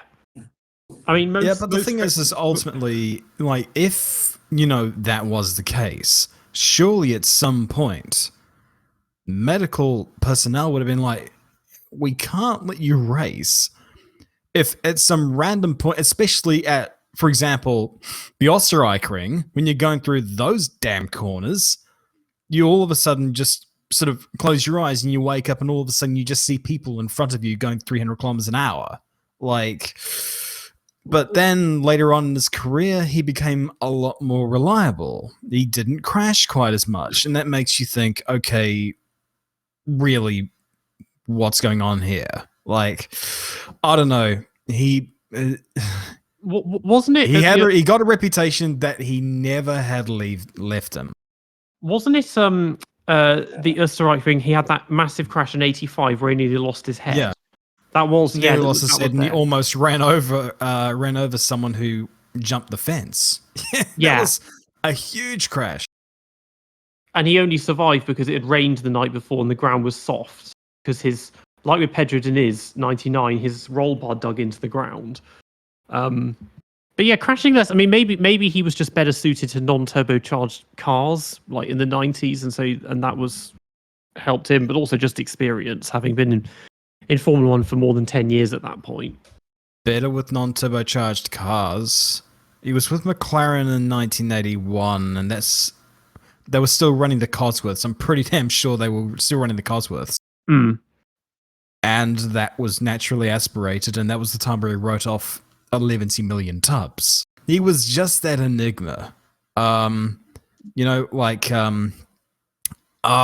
James put it so eloquently, he was a driver that you wanted to steer clear of even when he was stationary. There's a famous story of the Cesaris. Martin Brundle always tells that story of how the race start was once abandoned because the Cesaris forgot his earplugs or something like that before the start of a race, and they had to red flag the race or restart it. just seemed to be very inconsistent. I mean, honestly, like when I look at the Cesaris' career, it's just unforced error after unforced error. Twitch or not, like get that under control. Like it's embarrassing. Like it's just something that shouldn't have happened. And if he had a twitch that was like that, he shouldn't have been racing. It's incredibly dangerous if it prevents you from turning. Every year that he raced, he had more non-finishes than finishes. Like, I mean, in 1987, he never finished a race. Disgrace. He never saw the checkered flag, but he got 2 classified finishes. One was his podium at Spa and then Adelaide, but otherwise he never saw the checkered flag the entire year. Yeah. I want to say one thing about Laffite quickly before we move on, and then I think Nav wants to probably jump in about Laffite as well. One redeeming quality about Jacques Laffite is that he was actually, despite the fact we're calling him maybe not top tier, he was a laid-back guy. He wasn't. Sometimes these French drivers have a bad image, or they're overly political and a bit difficult to manage. He was not like that, apparently. Much more laid back, much more friendly than his compatriots. I just wanted to throw that in there on a positive note. Not sure if anybody else had anything to add. Yeah, I was just going to say, 3 small things. He had a Beyond the Grid interview 2 years ago where he said that one of his issues was that he was too laid back. He didn't put in the effort he should have. Many drivers think that, to be fair, but he had a good junior career back in French Formula, whatever, which at the time was quite important because of all the French drivers coming through. And he didn't put the relevant effort in. Second thing is, the reason why I hold Laffite in not high regard, but fondly, is he was basically my James Hunt in terms of commentary. So on French TV, on TF1, he was the main pundit for 10 years. So he was basically the first 70s driver I ever saw or heard. And his daughter is the main presenter on French TV now. And last thing is, I'm not sure how many people know this, but in 1979, Ligier had a title-winning car when the season started. They won the first 2 races, I think, with Laffite. And the reason why it didn't happen, even though all the other drivers were like, okay, Ligier are going to be unbeatable this season, Laffite might win half the races. It's because during testing, they had found out that they had a perfect setup. They wrote it down on a piece of paper, and they never found the piece of paper again. And it's stories like that where you just wonder how much Formula One can change because of some bullshit like that. So some engineer had wrote the perfect setup for the Ligier there. They never found it again. And then the teams who had more money, like obviously Ferrari and Jody Scheckter, came back. But we might have easily had a Laffite world champion in 1979, and we would have had a very different view on him if that had happened, if that engineer had not lost that piece of paper. So those were my last 2 cents on Jacques Laffite. If Sunday did not exist, he would have won the qualifying championship in 79. So he'd have that at least. But Ligier, again that year, this is just a quick thing. The ground effect was so strong it was bending the suspension, so that didn't help them either. So even if they were fast, like the Ferrari wasn't particularly fast, but at least in Scheckter's hands, it never broke down, and that was the real key to them winning the title that year. Well said. Well said. And from De Cesaris to another interesting Italian driver who had a very interesting race and actually might have won the race, Giacomelli. Giacomelli, who had a stellar junior career, actually. I think he was one of the rare drivers who won Formula 3 and Formula 2, I mean, whatever the names were for that back then, back to back. And I think he was the only driver of the 20th century to have done that, because I think after that, the next driver to do it was Nico Hülkenberg, or I think Peter might check that for me, but he had a stellar junior career. And it just didn't transpire to something big. Obviously, this race was one of his big moments. Just stormed through the field and could have actually won it. But he had an interesting career. Yeah, he won Formula Italia British Formula 3, and then European Formula 2. So yeah, pretty well streamlined career. Again, good driver, definitely not one of the greats or even close. He had a great race. If he basically at the beginning, um, he was stuck behind that train of cars that the one and only Gilles Villeneuve had created. And Gilles and Giacomelli were kind of going at it. There was also this controversy, like, is Gilles going to pit and take a penalty because he didn't line up in the correct grid slot on forced error? But then he retired, and then Giacomelli was I think in a podium position, but he spun. He made a mistake, and he did fight his way back valiantly. But looking at it, he probably could have given Prost a good run for second, but again, it goes back to what we said earlier in this podcast. Brabham had the quickest car. Like, Jones wasn't stretched. You can't just say that Giacomelli would have won this race because Jones wasn't even remotely challenged. So I don't think he would have won without the spin. I think he would have probably come second, maybe, even though Alain Prost is Alain Prost. So in a weird way, I think his spin cost him, but I don't think it cost him a win. It cost him maybe one position at most, from what I can see, anyways.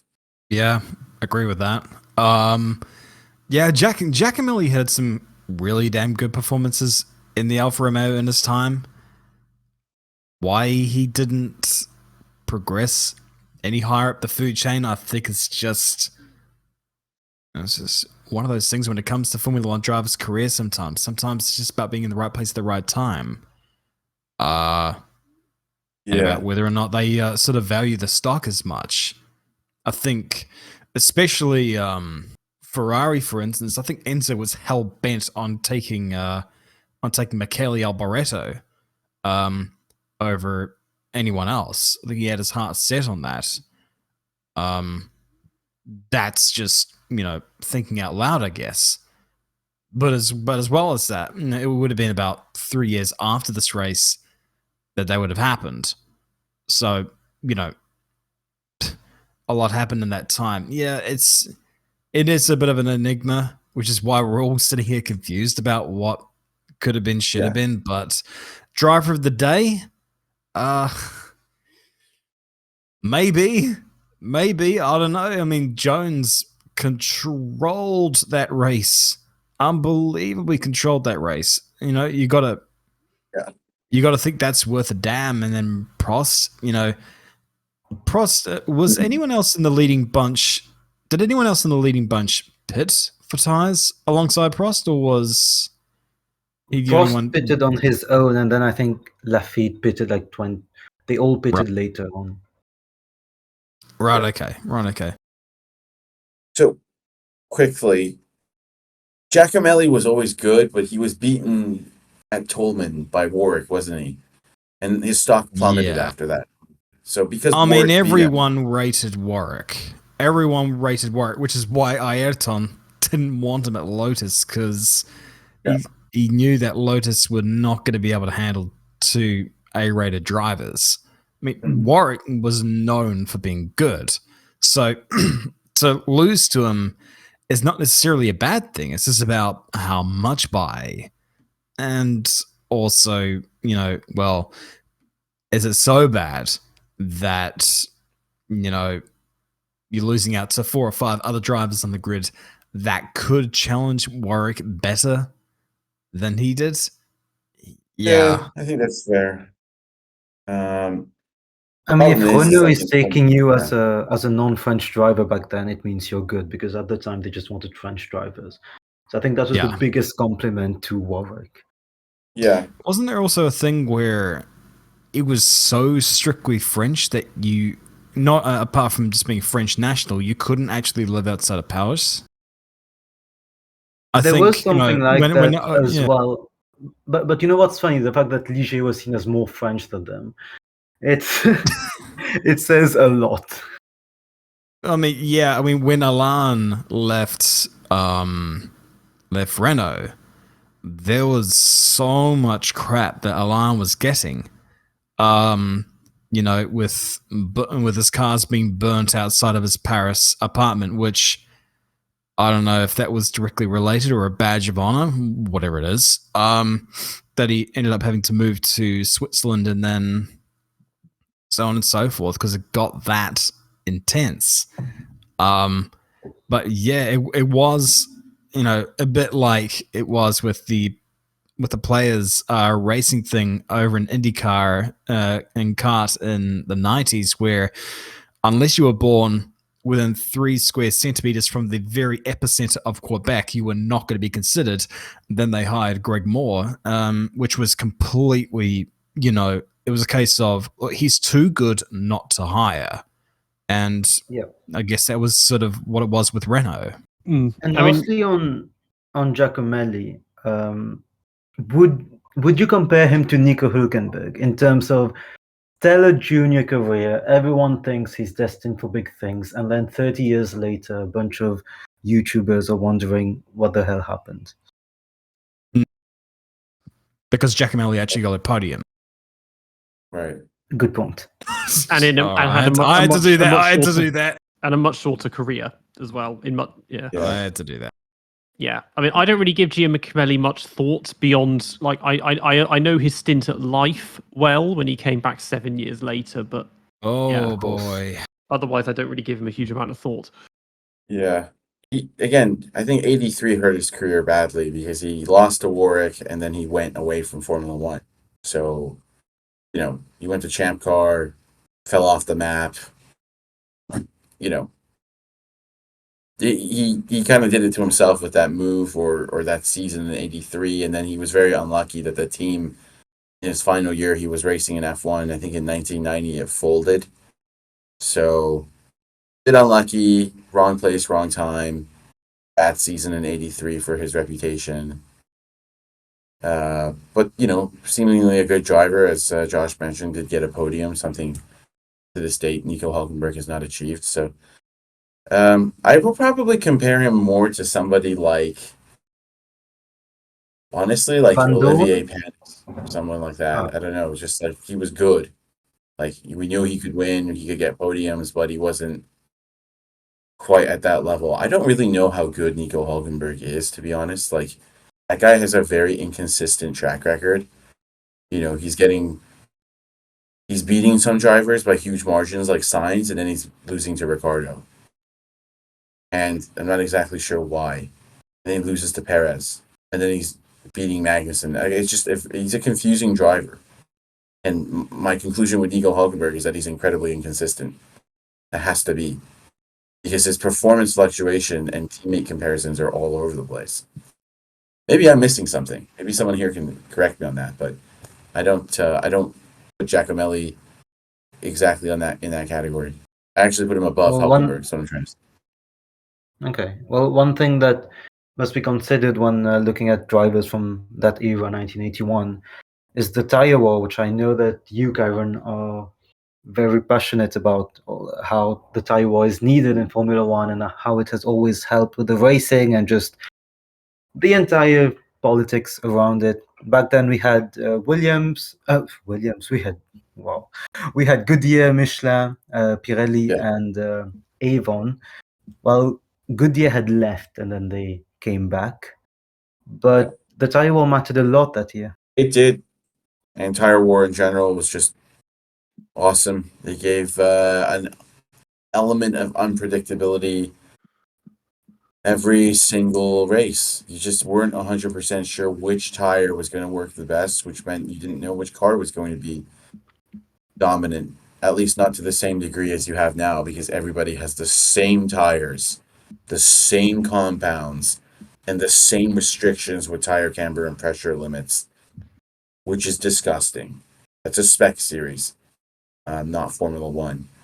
So, what do you guys think about a 4-way tire war? I think it's awesome. I mean, I suppose I'm a little behind on this because I'm looking at the list and it's having teams having up to 3 different tire suppliers in 81. And so I'm assuming that means that they had their quali tires came from a different supplier to the race ones, unless they all just decided to to switch. But yeah, that's always been a huge part of it, is making the tires different, because it's like it's the same as giving everyone the same engines. I think having something as intrinsic as the tires be the same, because I wish we had a Formula One where it didn't matter as much, and there was more freedom, because at the moment every single race, all we hear about is just obsessing over the tires incessantly, and what are they going to do? Are they going to last? Blah blah blah blah blah blah. It's like it does get annoying having to just talk about tires constantly instead of just driving. But it allows, you see, I understand that, but then the thing that was interesting is you look at the French Grand Prix that year.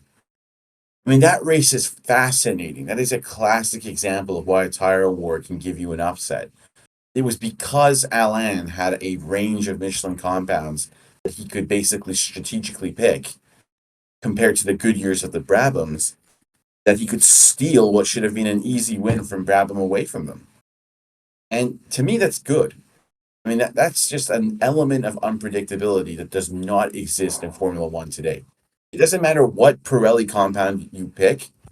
If you're driving an Alpine, you're not going to beat Red Bull, unless Ocon drives into the back of Max. But the point is that it's just not going to. So it's just not going to happen. And that's what I think is missing in Formula One today. Let's be honest, we know who's going to win. And there's very little room to make that strategic decision. I mean, if you look at that race in 1981 in France, it was, exactly the kind of thing that you want from a tire manufacturer. They're giving a different set of tires.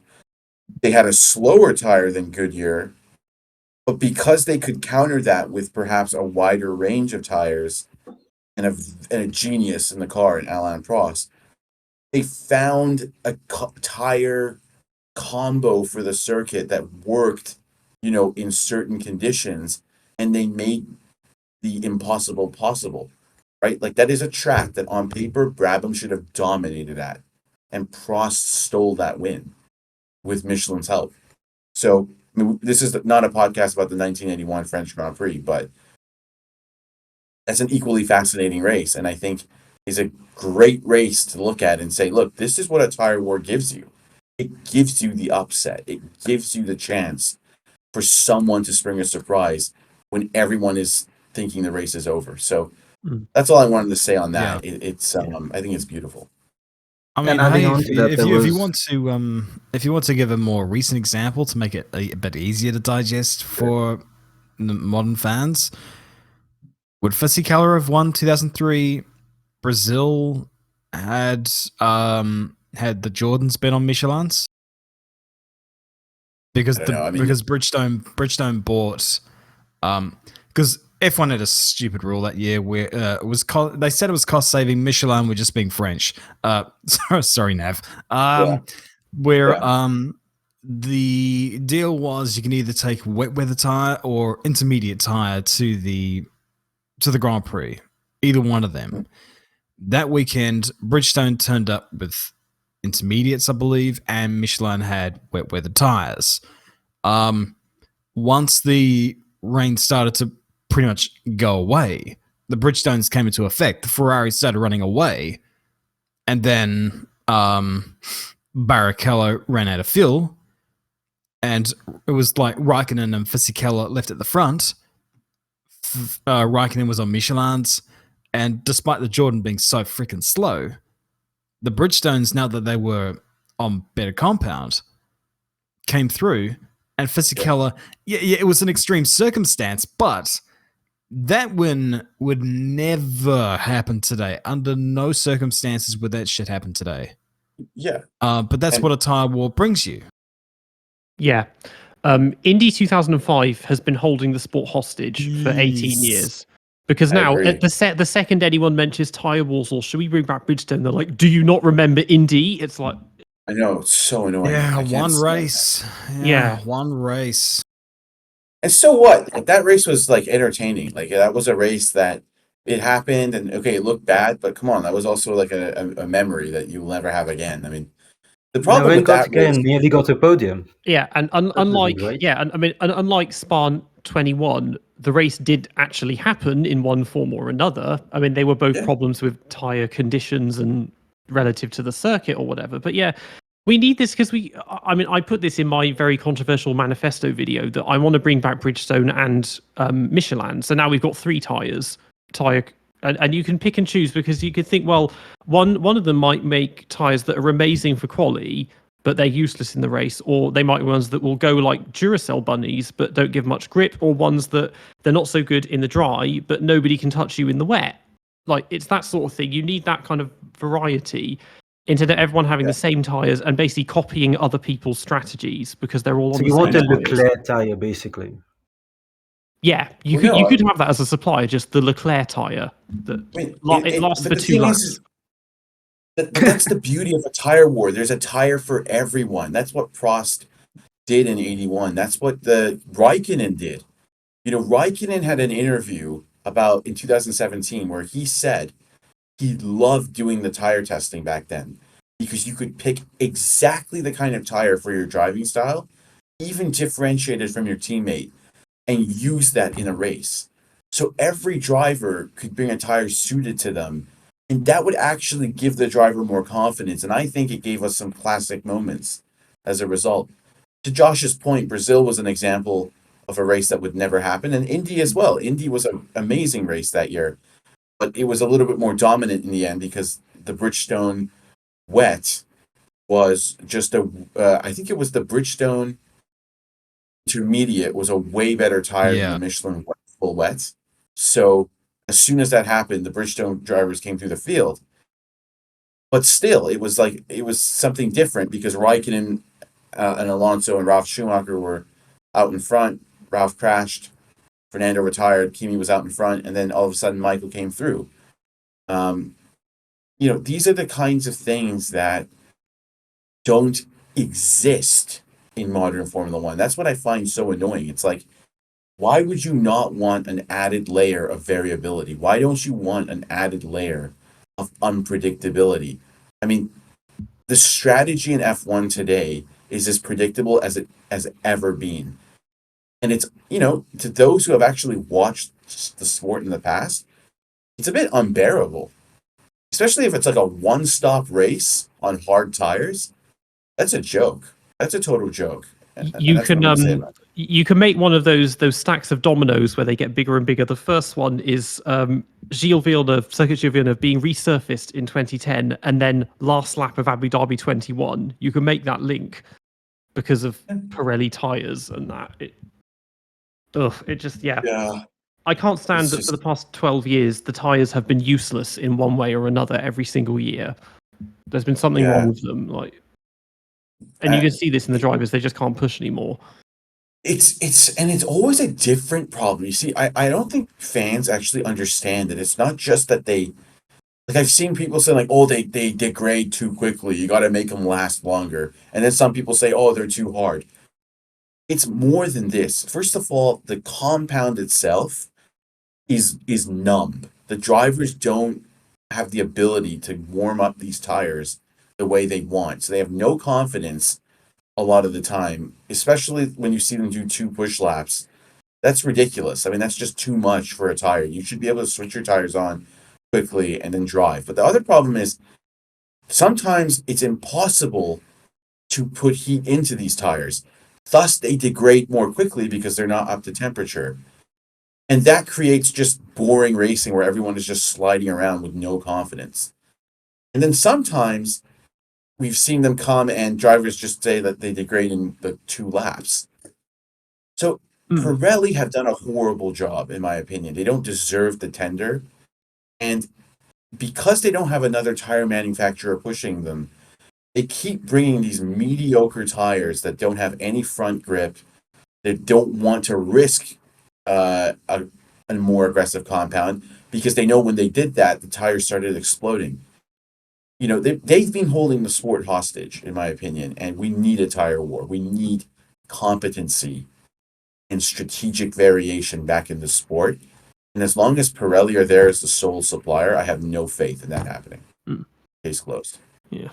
Kobayashi's performance at Valencia in 2010, that's one of Bridgestone's best kind of adverts for themselves, essentially. That he went the whole race, pitted on the last lap, and then passed 2 drivers on the last lap. Like, it's just you couldn't do anything remotely like that. Because now, 20 years ago, the thing I is, mean, Albon did that in Australia, but that was a one-off as well. yeah, and he'd been cruising the whole race to be able to sustain it like that. It was just Yeah.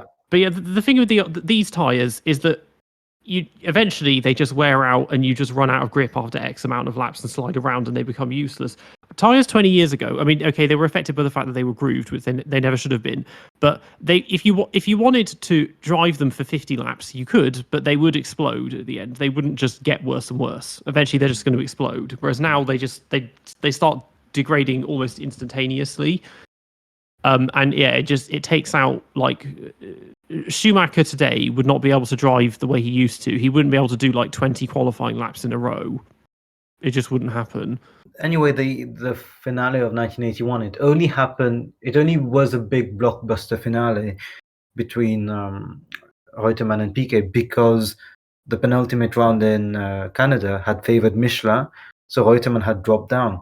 So it really, really adds an element of uncertainty that doesn't get spoken about because of Indy 2005, as you said, but also just because I feel like a lot of the newer fans don't even remember that there used to be 2 tires because Pirelli has been here for so long.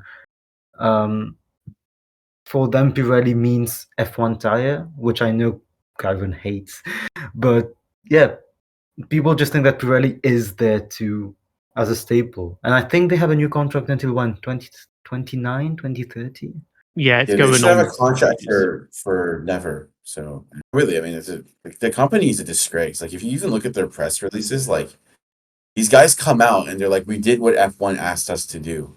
But Well, no, even you so, didn't. it from a marketing perspective, it doesn't look good on them to have the drivers complaining constantly about tires and tires that don't last. Even if they're going to say, "Oh, we can make ones that do, but they won't let us."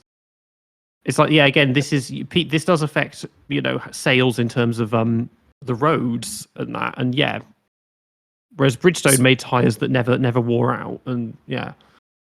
It's not just it's that, but then also the tires just had grip. Like, you could really push on them. You could really heat them up. You had such confidence on corner entry on those Tyre War tires because they were just constantly being tested, bettered. I mean, it's not just about durability, in my opinion. It was everything: lateral grip, longitudinal grip, tire warm up, grip on exit, grip on entry, durability. Those tires had everything. I mean, I still believe the 2006 Michelin tire was the greatest motorsport tire ever created. It was the brainchild of just this extreme tire war that had waged since 2001. And every driver on the grid who raced in that era on that tire says the same thing. It was a work of art. Too bad they left the sport the year after. Anyways, I don't know how this changes because Pirelli needs to be pushed, and I think the sport will benefit from that. But I don't know why they have such a stranglehold on the tender. I've never seen it. Has this been the longest tenure for a sole supplier in F1 history? I mean, have we ever gone Has to be. 12 years? I think Yeah. the only tenure with the sole supplier before that would have been Bridgestone from 07 to 010. Before that, there's always been 2 or more. Maybe in the 50s there was only 1. I don't know. No way. Back in the 50s, there were at least 2 for sure. They had Right now, I'm gonna go check, and there's definitely they would have had Goodyear. Did Firestone ever do, because they mostly do Indian They stuff. did. Yeah, They did. I mean, Honestly, the 50s. technically speaking, then. Oh no, Dunlops and Pirellis. Okay, yeah. I assume that in the 50s they threw on any tires. I didn't even think they would have like specific brands for each car. So I mean, back then you just did. The rules were so loose on what actually constituted an F1 car. It was basically the engine that defined it, right, rather than the Yeah. chassis. Because it's like you compare Formula 1 to Formula 2 back then, they're the same car, just the engine is different, and that's pretty much it. Bottom line, something needs to change in my view, and I don't actually understand why Pirelli have had the tender for this long. I don't have a good answer for that. Politics, Domenicali, and F1 not wanting to change a formula that to them works. I think those are the three reasons. It's them But wanting that's to the change problem. everything that does work and keep everything that doesn't. Yeah, and honestly, like, this is the problem. Is like fans now, like everybody is just they're too accepting of this garbage. I mean, honestly, if the drivers are also too timid, one of these drivers needs to go into the press conference and say, "Do not buy Pirelli tires, buy Michelin." That will wake up Pirelli. No, seriously. Yeah, I mean, well, they need to you do need a that to French driver accept. to do that. You need a French driver to do that. So I think your chosen one, Esteban Ocon, would certainly be the only one who could make Not my chosen one. that Okay, kind of I comment. just I like his attitude that he's not I intimidated know, by I know. anyone. My chosen one for Yeah. sure. That guy has some serious issues. Is it Michelin or Michelin? Because I always say Michelin. I mean, it's I in say French, Michelin. it's Michelin, but Yeah, because it was in the Anglophone F1 world for so long, people say Michelin, and I yeah, think they don't care. no. Yeah, but I just say Yeah. Michelin. But it's But probably anyway, the Michelin. tire wars are what brought the season finale to be a title decider. So it's time for us to rank the race, this 1981 season finale. Who were your three tops and your flop of the race? I have my top three ready to go, so I'll just quickly list them. Number one, Alain Prost. No doubt about it. This guy passed Gilles Villeneuve early on. Giacomelli even had probably a quicker car than him in the race, but he maintained second. He did what the professor does. He took them to school. So Prost is number one, Jones number two, and actually I'm going to give it to Piquet for number three because he persevered under stress, and he won the title with being despite being semi-comatose. Giacomelli is close for third, but he made a mistake. I'm sorry. I said this in our last podcast. If you make unforced errors, it's really difficult for me to give you a space in the top three. So Prost, then Jones, and then PK. That's my top three. Yeah, for me, I'll go Jones, PK. I think I'll throw in Giacomelli just to get that podium out of nowhere. It's super boring because it's the podium, but Jones, Giacomelli, Laffite, as simple as that. Yes, PK won the championship, but I don't think he drove a great race. That's what I would say. Yeah. In my case, like Jones controlled the race. You can't really ask too much more from him, especially in his last race and with everything going on. That was textbook stuff from him. Alain Prost to just doing Alain Prost things. And I get what you mean about the unforced error, and I definitely see that. But there was still a hell of a race from Giacomelli, so yeah, it is tight between Giacomelli and PK persevering through everything. But yeah, I'll slide this one toward Giacomelli for now because that was splendid stuff. Swapping Prost and Laffite in my thing because I thought Laffite finished on the podium, which he didn't. So yeah, I cannot overlook Prost. I'm sure the 50-year-olds watching this would get mad at me. So yeah, actually, Yeah, my those top darn three kids. would be yeah. I think my top three would be Jones, Prost, and Giacomelli. And the flop of the race, hard to argue against Reutemann, but the thing is, we don't know how much was going on behind the scenes. But at least with what we saw, he should have put more of a fight. Yeah, I'd say the same. Yeah, not a debate. Yeah, agreed. I don't like saying that because I sympathize with Reutemann's kind of personality from what I read about him, but come on, Carlos, you got to do better than that, you know. And then moving on to the ranking for the race itself, I'm gonna give it 4 out of 5 because there was a lot going on. It wasn't the most thrilling race ever, but because of what was at stake and the way it unfolded, there was a lot of strategic variation, uncertainty. I mean, PK wasn't, he wasn't for sure going to beat the two drivers behind him in Laffite and Watson. So it kept us in suspense. So I give it 4 out of 5 personally. It's let down by a bad circuit, so I'm thinking 3 out of 5. I mean, yeah. 3.5 for me, because the first half of the race was much better than I thought it would be. I think if we knew what was actually going on, if we had a modern graphic system, it could have been really nice to follow. I know that some people on YouTube do those edits, and I think it would work well with the first 10 laps of this race. But shit track, weird to watch, and I don't know if the race direction comes on this and just the broadcasting, but it certainly ruined the experience for me, so that's 3.5. Yeah, I'm hedging between 2.5 and 3 because, yes, there was a lot at stake there. A few aspects of the race were quite good for sure, but there were also stretches of this race which were close to fixing my sleep cycle with just yeesh. We've seen more exciting races in F1 history for sure.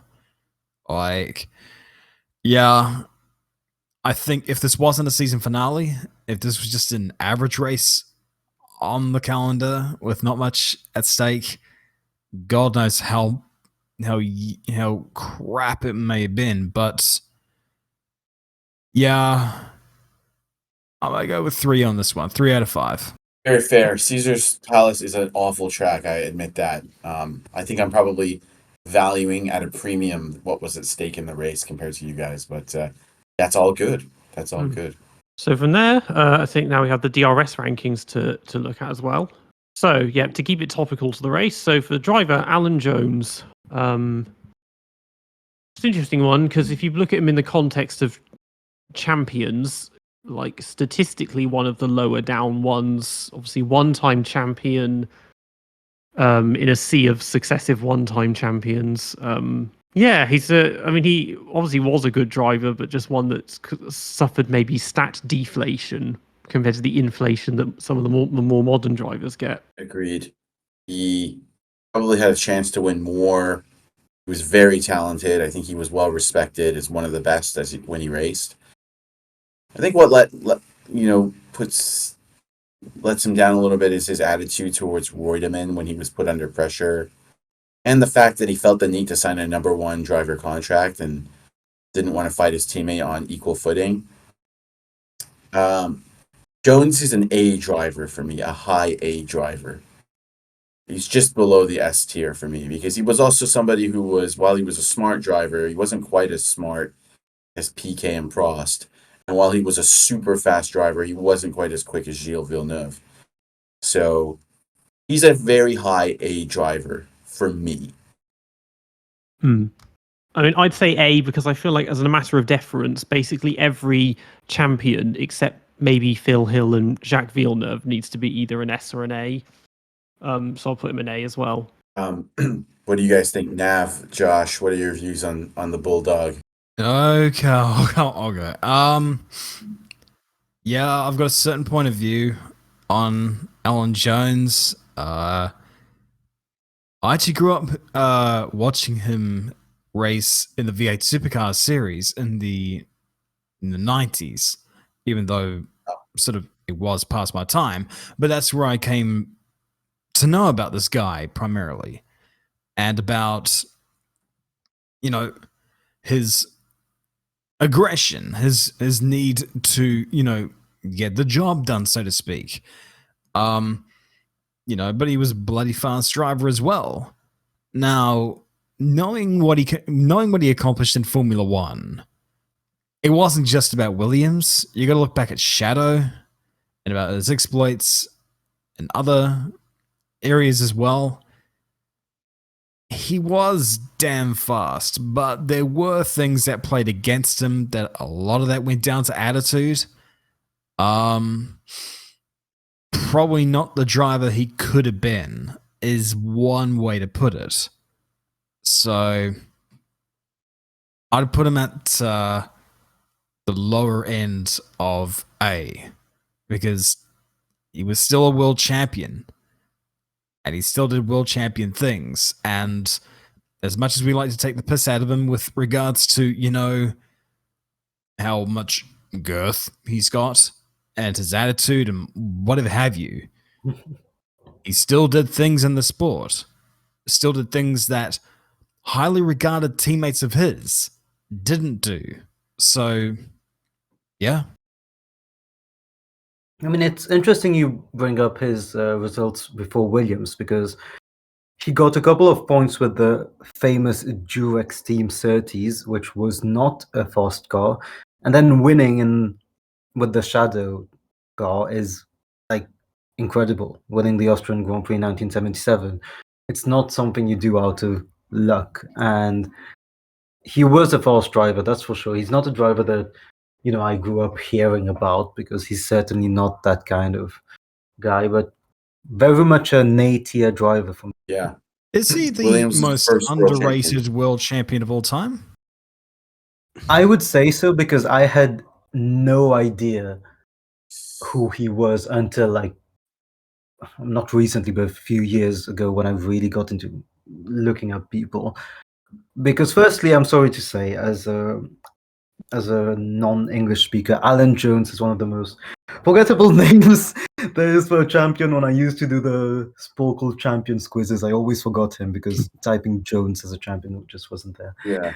And secondly, yeah, you just didn't hear much about him, because his peak didn't last long, and it was in this weird era of not weird, good era of F1, where there were a lot of different champions. Yeah. It's a good question. I think he's up there as one of the most underrated.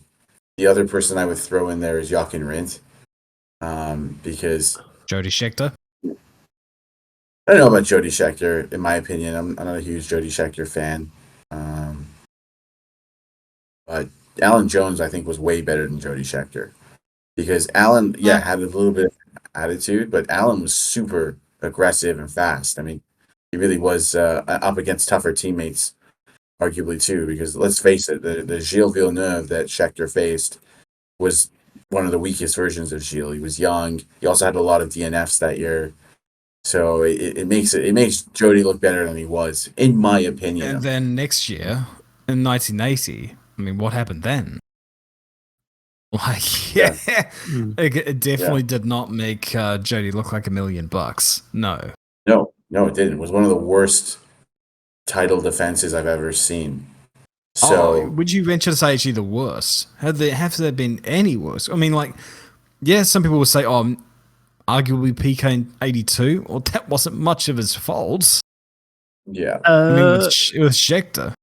Phil Hill, 62. I think maybe he got a couple of podiums, but he just vanished after he won the title. Damon in 97 was unfair too. So yeah. But Scheckter, I can make cases for Scheckter and Keke Rosberg both being underrated, because Keke, his results make it look worse than it was when you consider how fast he was. But then he has only 5 wins. But then he held the lap speed record for 17 years. But just had a tendency to just break cars all the time because he was driving them too fast. I don't think Scheckter and Rosberg. I think KK Rosberg would have wiped the floor with Jody Scheckter, because everyone, like, I grew up reading about KK Rosberg as this flamboyant, talented driver. Right? They would say the car control of KK Rosberg. You know, he was an iconic driver, even though people will question that title win. I think everyone knows KK was super talented.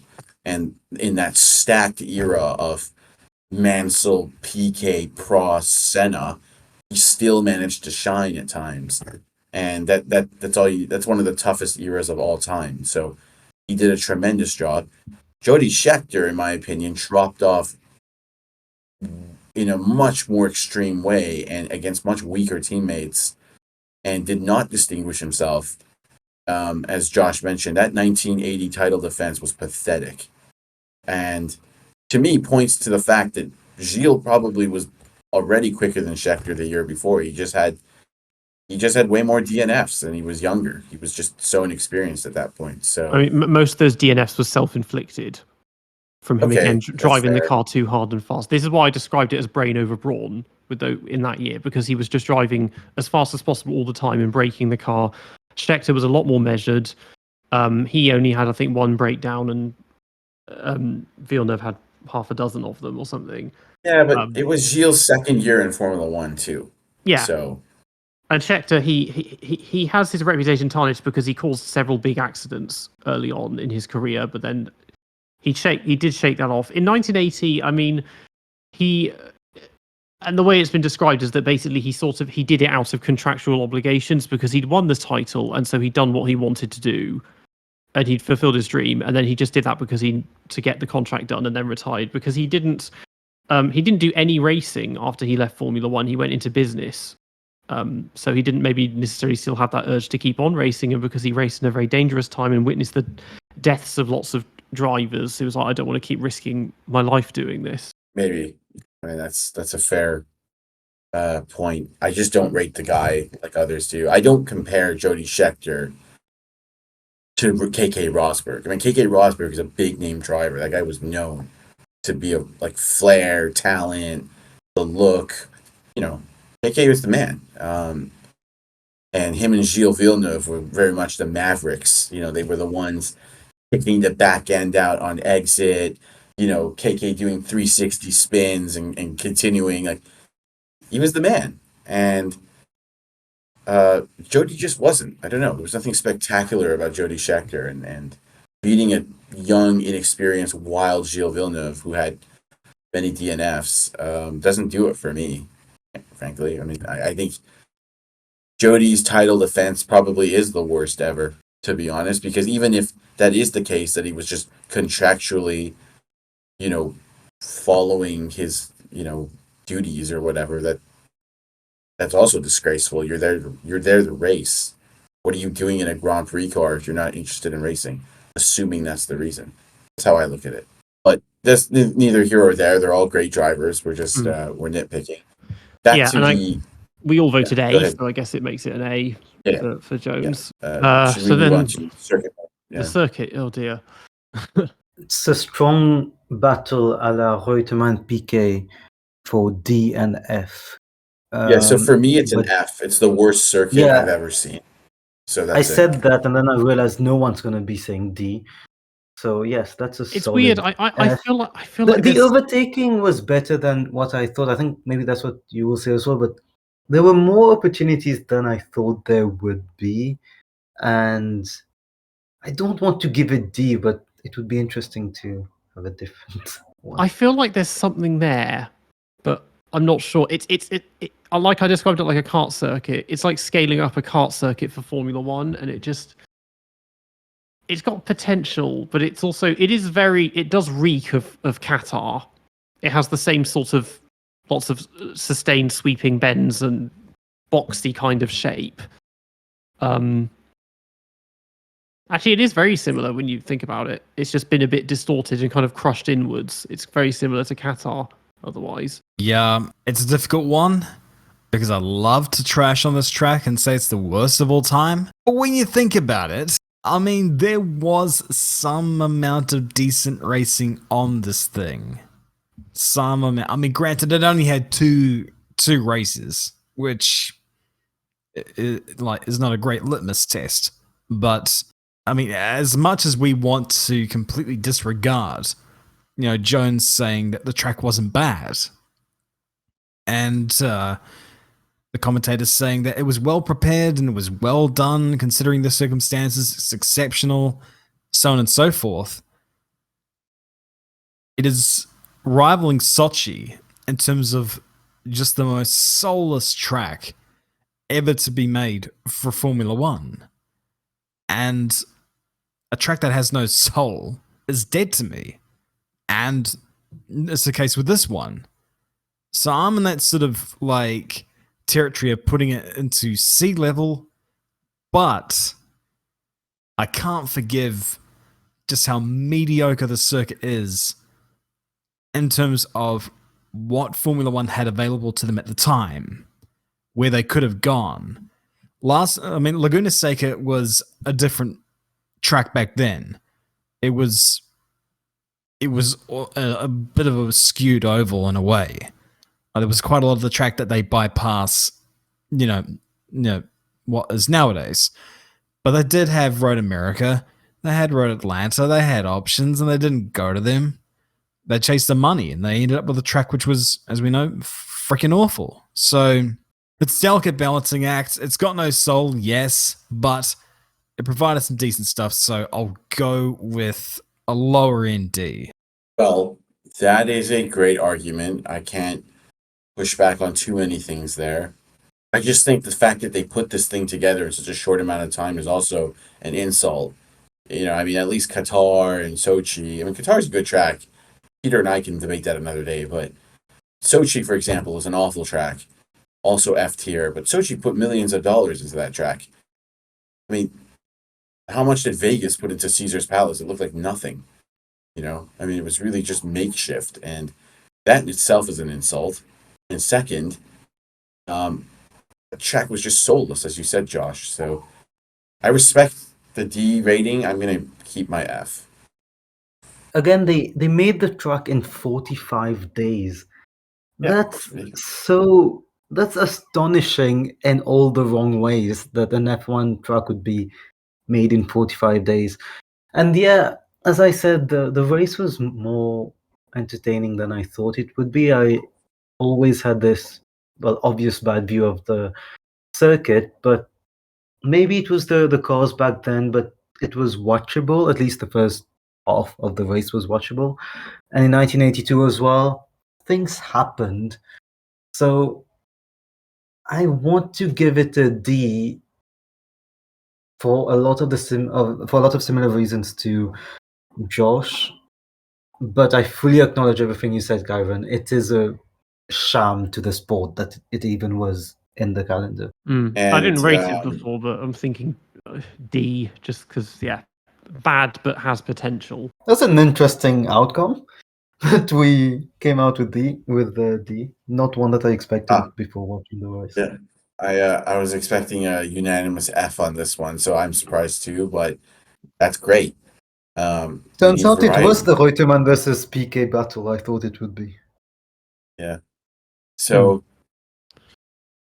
speaking of Reutemann versus Piquet, was also another battle going on between Williams and Brabham. Williams convincingly won the constructors' title. But what do we think about both of those cars? The 1981 Williams, the 1981 Brabham. My thoughts are this. Brabham pushed the limits and had an advantage at certain tracks. But over the season, it was clear Williams had the better car. They had a quicker car. It had, I think, more downforce. And I certainly think that the Williams driver lineup was superior to that of Brabham, even if Piquet was better than both Williams drivers, if that makes sense. So, car of the year, it's got to be the Williams for me. Piquet made it happen through some very smart driving, consistent driving in the second half of the season. Jones actually threw away some victories that year early on. So, a combination of bad driving by the Williams boys and some great driving from Piquet, I think made that championship look a little bit closer than it should have. Tires played a role too, but I'm going to put the Williams as the better car, and I'm going to put the Williams as a A car. The Brabham is also an A car, but it's a lower end in the A, while the Williams would be higher end in the A. Those are my thoughts. Yeah, I've got an these ones interesting are question here. Yeah, I've got an interesting question here. What if Brabham had a competent second driver? Because I will not compromise. Hector Rebeck was the shits. So what if they had someone else in there that was not going to give PK crap, but was at least going to finish on the podium and steal some points from the Williams drivers? Yeah, that's a good question. Because we just mentioned Rebecca very quickly. But yeah, it was a big issue that Brabham was basically a one-man team. Well, it was what Max has Yeah. been for the past 4 years now or something. Yeah, kind of. But I mean, well, with the Come on, Raback Checo gets thing, podiums. stealing points off Yeah. thing. When we're talking about stealing points off stuff, this is more about Sir Lancelot, is it not? Exactly. we're I was talking trying about, not to mention it. Oh, Yeah, go there. Lance Don't you Stroll worry about should that. not be in Formula One. Like he needs to. Like, Lance Stroll should not be in Formula One. Like His it's words, your people, seven. not mine. It's my words. It's my words. The thing, Okay. yeah, I mean, Aston Martin because they've gone downhill again in the second half. It hasn't had such a strong effect of thinking they could have finished second because the cars got worse. But No, that team is making a mockery of the sport, and I'm sorry. Like this is Kyron Smith's thoughts only. This is not anyone else's thoughts on this podcast. Because Mike Crack comes out and says, "Oh, Lance is close to Fernando. Oh, Lance is a future world champion." Like, what do you think of me as a fan? Do you think I'm like, somebody who like licks windows? Like, I don't understand. Like, do you actually think I believe what you're saying? The team just bothers me. Like, they're so arrogant. It's because they've all got a knife held to their back by Lawrence. That's why. It's like, yeah, just keep smiling, keep brown nosing my son. that's true. Yeah. I mean, I got off. What I was on. happens in junior series. It changes your perception entirely of what came after. I don't want to delve into it too much because it's all paddock chatter. But the stories that I heard, and it's just like, Oh, same. okay. I'm a big feeder So, series fan, and when I delved down that hole, that bottomless pit, I learned some things that will not get beat, maybe in a future episode. But it Stroll's changes your famous- perception. It makes you look at people and go, okay, just how much of a fraud are you? Like, Okay, anyway, okay, we're Stroll's delving off topic famous- here. No. I Exactly. mean, this is a very good conversation because we know that happened with Lance. He had very good equipment, and the whole Mick Schumacher Prema thing. Again, my words. I mean, that's so obvious what happened there, and I'm just going to leave that there. I mean, that was a joke. Suddenly, his engine got turned up, and he was just dominating out of nowhere. And then with Lance, it's very well known that he had the best equipment at his disposal at all times, and the junior series are not as regulated as they should be in that regard. That shouldn't really happen. Sorry, it just shouldn't. Yeah. I mean, Mick's Prema was so illegal that he should have been put on the sex offenders register just for sitting in it. Like, yeah, his race starts were unreal. Like, he would pass like 5 people before he got to third gear or something. Like, Yeah, I'll give you an interesting thing on that. So,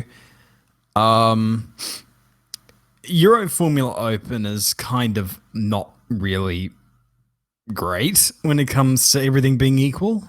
A few years ago, Marino Sato went in there, and Marino Sato's not held to a high regard. Yet he dominated the championship and made Yuki Tsunoda and Liam Lawson look like a joke. Now, apparently, from what I was told, the Dallara that Marino Sato had was Mix 1, and that they were running like 10 degrees more rear wing, and they were still faster on the straights, which is a little bit rancid. It's like, it's all hearsay. I am not accusing people of cheating here. I'm just saying people talk. That's where it's coming from.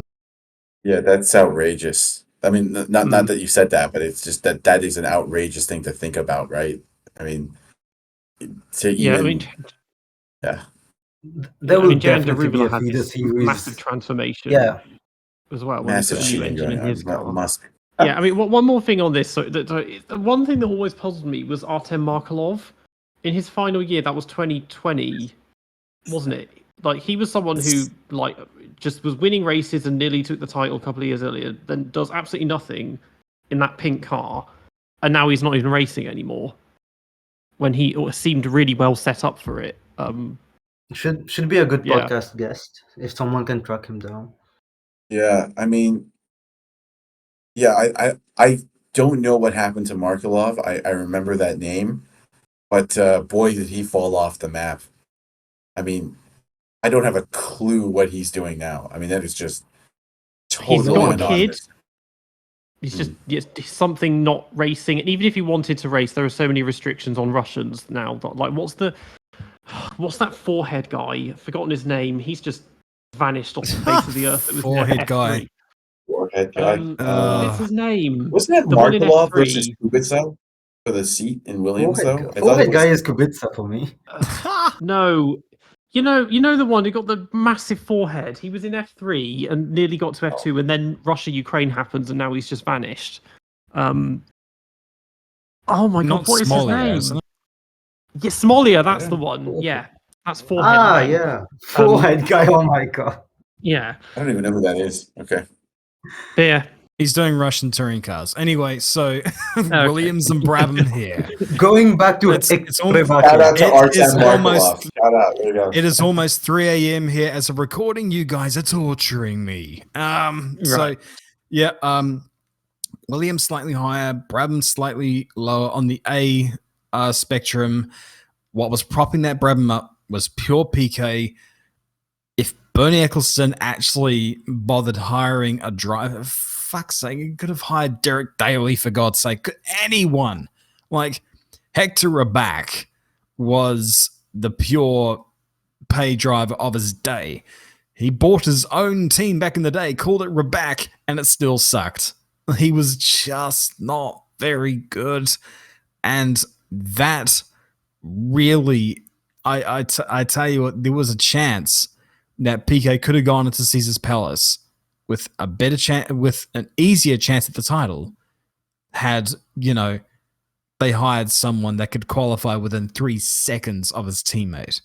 But, you know, it is what it is. So, Williams A, Brabham A, both good cars. I'll launch it toward Williams a bit more. Nothing more to argue from me here. Both A tier. You and Ciaron have said everything, really. And I really do think that Brabham, if they had a competent second driver, Piquet could have maybe won the title earlier, because the second driver would have actually gotten points off the other contenders. Yeah. I think, I mean, I'll put them both A. I mean, I think, the Williams was less illegal, but I'll give the Brabhams, full marks for innovation and creativity, I guess. Yes, and cheating. But yes, you're right. Yeah. Yeah, cheating in motorsport. Yeah. Name something that goes more hand in hand than cheating in motorsport. I can't. You're right. I can't. There you go. You're right. Right, we're on the final straight now, so I think it's time for us to talk a little bit about this weekend's race and this extremely different circuit. We can keep it snappy, because everyone's talking to death. Well, we can try to, but yeah, I mean, the circuit is it's the complete opposite of the Caesars Palace one, and it looks like, when you compare the two next to each other, because they're literally just over the road, it is enormous in comparison as well. If Liberty Media is trying to replace Monaco with this, it's extremely bad. I don't think it will happen, but yeah. Oh, do you want to tempt fate, mate? I don't know if that's fate that you want to tempt with Liberty Media and their endless push to sort of, make F1 what they want it to be. Like, yeah, you know what's funny? Like, we were talking about Caesar's Palace track. How they wouldn't have been able to get into top gear at that track. Well, in this one, they can't get out of it. Like, it's going to be crazy the speeds that they're going to be doing on this track. And like, do they actually legit have 2 DRS zones on the back straight? Or is this some kind of Mandela effect thing? I don't know how that would work. That would, you close it and then open it again while still going full throttle. I mean, at that stage, you're at the top of the rev range. They don't need any DRS zones. That's the thing. I mean, because I said it before, and I put this on Twitter. This back straight, it's 1.7 miles long. Baku's, including those kinks, is 1.3, and the Mistral straight at Paul Ricard without the chicane is 1.25. Like, the only longer straights in F1 history have been the back straight at the Nordschleife, and then Pescara and Avis. Like, that's how long the straight is on this track. That's cheating. Yeah, I mean, Avis is just straights if you want it, but yeah, it is about the same length as the back straight on the Nordschleife, and it's more than It's more than twice as long as the straights on like Shanghai, Yong'an, Monza, Bud. Like it's huge. I think the only thing that's going to stop the tires exploding is that it's going to be freezing cold, not the tires, the engines. Yeah. Actually, on those temperatures, we've got the scenario where we're going to have bitterly cold temperatures where the drivers are going to struggle to get the tires up to temperature as they are. And like at the start of the race, you're going to have drivers that are going to be barreling into that turn at the end of the strip with lukewarm tires and brakes that aren't fully up to temperature, all slipstreaming each other. This race, I mean, everyone's spelling doom for it, but I'm more looking at it and going, we could have one of the wackiest, not in a good way, races in recent memory. Fuck it, I'll just say right now, I think we're going to get Lance Stroll winning this race. Not necessarily on merit, but by virtue of the fact of just staying alive.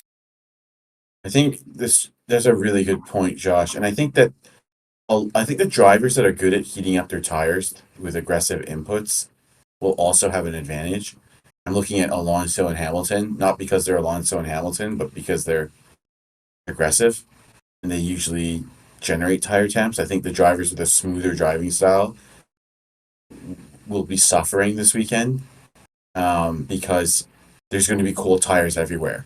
And those that can switch on the tires will be those that will effectively be challenging for the win. So we may be able to see a wacky result, as you put it.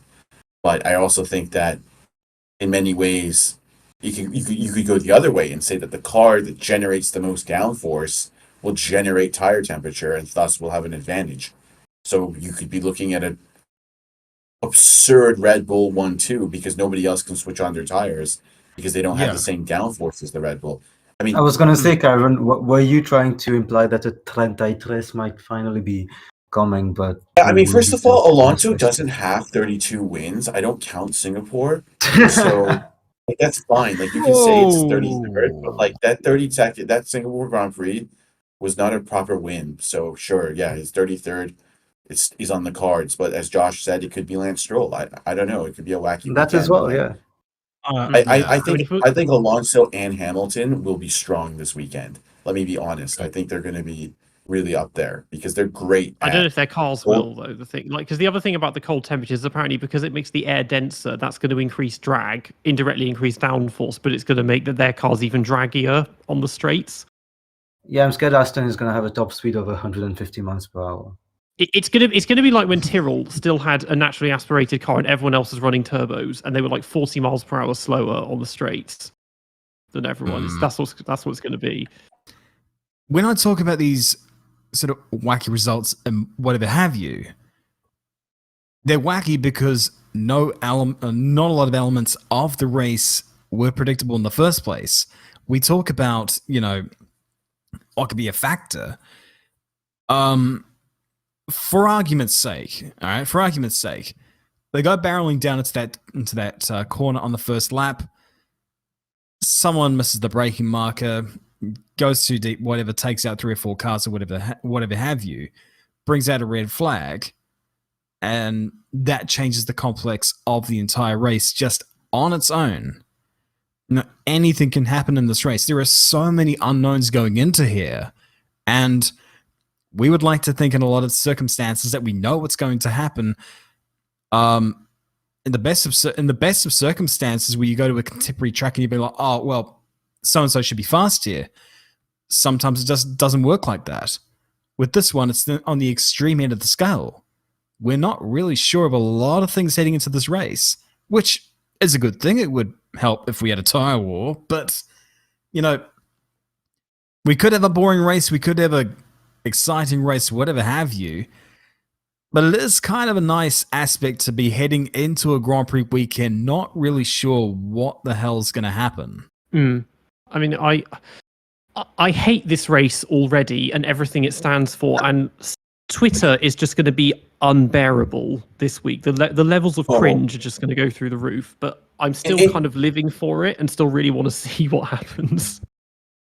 No, and actually, the levels of cringe will be all-time levels of cringe because we already discussed this, but they had advertisements for actors to act like fans at the circuit. I don't want to even see these interviews during the race weekend where they ask an actor who's being paid $500 to act like he's an F1 fan, and they say, "Who do you think is going to win?" He's like, "Oh, Alain Prost." Like it's going to be painful to watch this because we know because they were charging several $1,000s for tickets. I know as well. That's why no one's going to it because they can't afford it. And you might have seen the exactly. prices have gone down to like $160 now. So Yeah. Yeah. I mean, to be fair, my flatmate's going, so I'll probably get a report from him. But otherwise, it's just attendance is not brilliant because it's so expensive. $160. That's for, is it Thursday or Friday? Which is funny because if you're going to the Thursday one, I don't know, bloody time zones are going to be the death of me. But they were selling tickets to Wednesday, which has no on-track action, and there were tickets being sold with no views of the track. Well, literally, GA tickets were about $500, where you would be given no view of the track.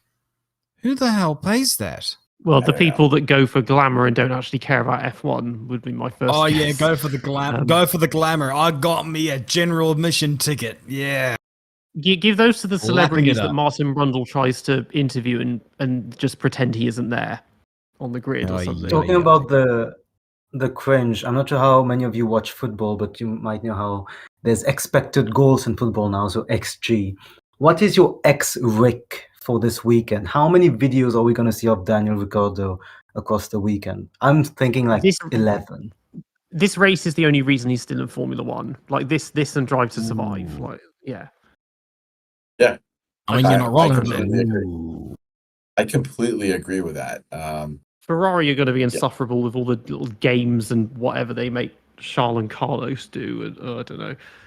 It's apt entertainment right up until they somehow fuck up the race on Sunday. I feel like it's going to have vibes of the first Jeddah race in terms of like, why are we racing at this circuit? The car's just not. Maybe. Yeah. I mean, they're doing that opening ceremony as well, like they did in Miami. And it's funny, they're going to hype all the drivers up and they're just going to walk straight forward and maybe wave once and just go and sit down. Like no one's going to even make an effort. Like it's the WWE and they've got this choreographed dance as they walk around the ramp to the ring. Yeah.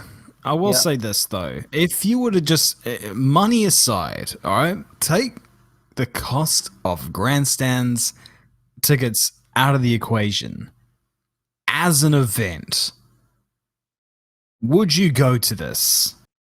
Yes, because it's in Vegas. Like that's the thing. It has the vibe. If it was just in the middle of the desert, like no. But because it's in Vegas, I could be persuaded to go. Wait. Yes, Can you repeat that story? My brain is slow right now. What did you say there? You a gambler? Like I don't understand. Like who cares? No, I'm not. But still, Vegas. I haven't been exposed on the podcast. I'm not like that. But no, it's still Vegas. I feel like you have to try it once in your life.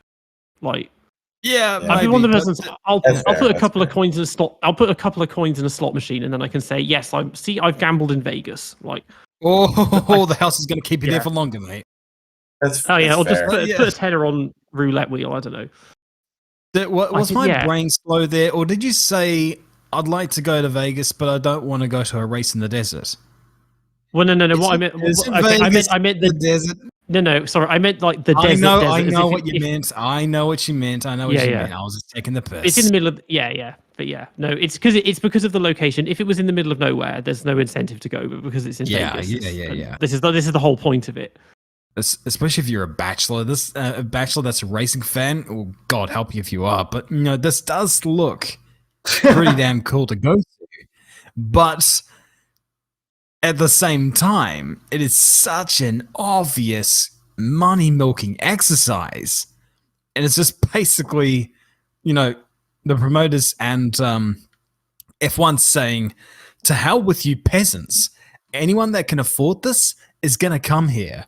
and we're going to take Yep. every damn cent that they've got. There's a hospitality package that was sold by Resorts World where, I mean, it was pretty extensive, but someone legit forked out $888,000 for the weekend. Come on. For No, I know, Formula it's, One. And I guarantee Yeah. you, they probably don't even know who Max Verstappen is.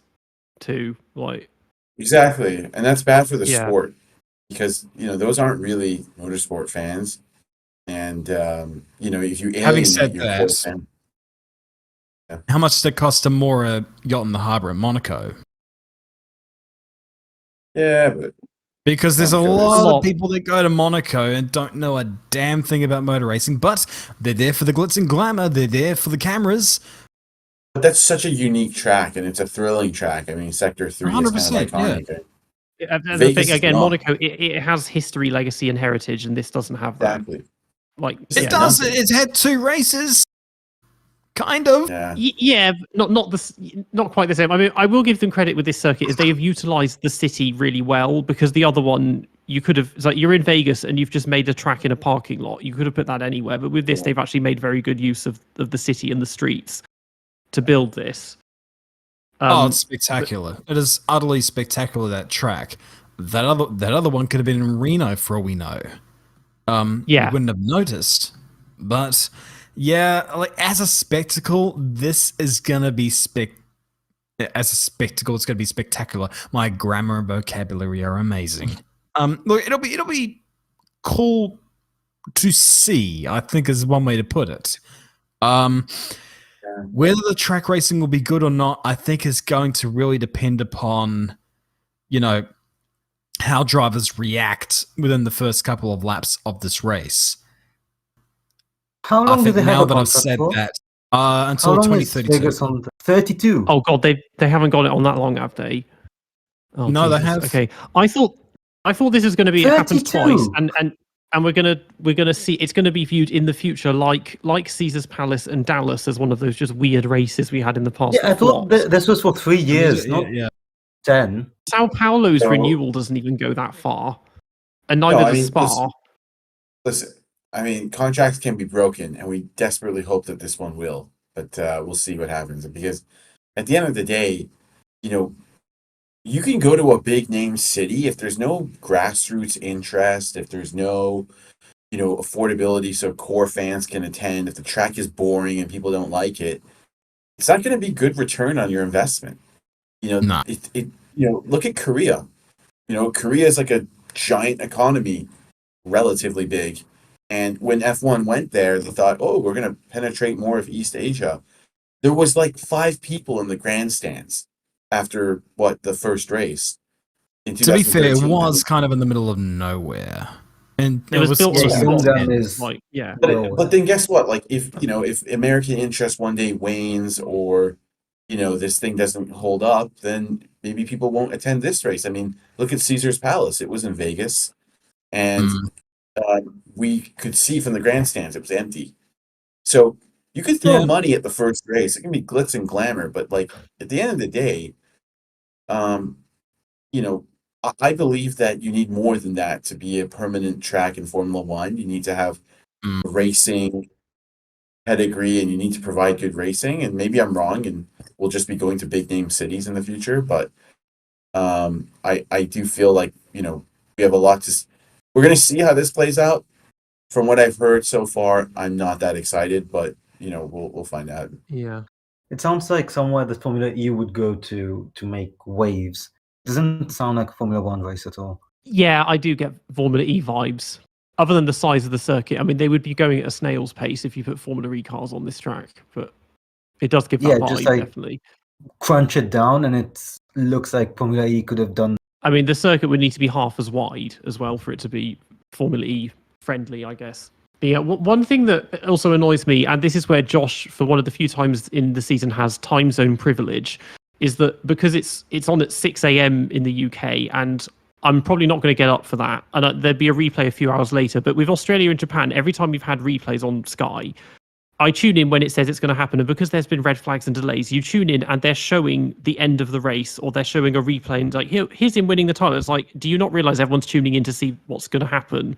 And it's like, let's give everyone spoilers at the exact time when we knew this was going to do, or let's do Ted's notebook for 2 hours when we know no one's watching because they're still in bed. And so if it is a crazy race, I'll tune in at 9:30 and have to just glance quickly and make sure I don't see anything that looks like a spoiler. And if it just starts normally, it's like, okay, it's been a boring race then and nothing's happened. But one thing I want to quickly add before you guys continue is that I'm looking at the actual contract here, and the actual track is scheduled to be held until 2025 and will now be extended through 2032. After a motion that was approved that will close down the strip and surrounding areas to have the race each year for the next decade. It's a 3-year contract, and then they have a pathway to be able to do it for at least 10 years and then beyond. So it looks like the 3-year contract is what's set in stone, and then the rest, the other 10 years is like pending, basically. It's like a... Right.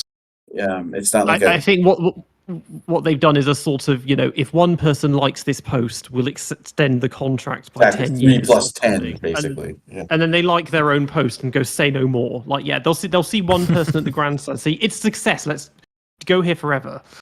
Yeah, that's exactly it. So it's like a 3 plus 10. It's like a 3-year contract with a 10-year option, basically. So, yeah. It's a difficult one because, I mean, we talk about, Monaco and about Liberty Media trying to replace it. There was talk of Miami being that race, but this is where F1 needs to be careful. Like, that Miami race, when it first came out, generated a lot of intrigue. There were a lot of people on you, and including myself, that were looking at options to go because that looked really cool. Spend a week over in Miami, especially if you haven't been there, just to get away. And you've got the Grand Prix there as well. That sounded extremely awesome. Then the ticket prices came out. It's like, okay, bugger that. I'll just, I'll go to my local race. And then the next year, it was even more expensive. And that stretched people too far. And they're like, no, I'm not going to pay that. Bugger that. And they were struggling to sell out those tickets even at the dying days of selling them. With Las Vegas, it's even more exaggerated. And it's not even a complete sellout yet. Which, I mean, it's clutching at straws. We're talking about a few seats. But if they head into next year with the same mentality as Miami, they're going to have a real hard time selling a lot of those tickets. And if that happens, what's the domino effect from there? They got to tread carefully here. It's expensive as it is. Like, of all 3 American races, Vegas intrigues me more. But in terms of like a sort of vacation away to the United States for a race. But they've really got to be careful here because if the popularity of F1's waning a little bit here, then they can't just keep on extending these ticket prices because it'll be, proverbial straw that broke the camel's back, So, I don't know. Especially if they're appealing to celebrities who are there only to be there. They might have a very bad surprise if the sport starts getting unpopular and the celebrities are not turning up anymore.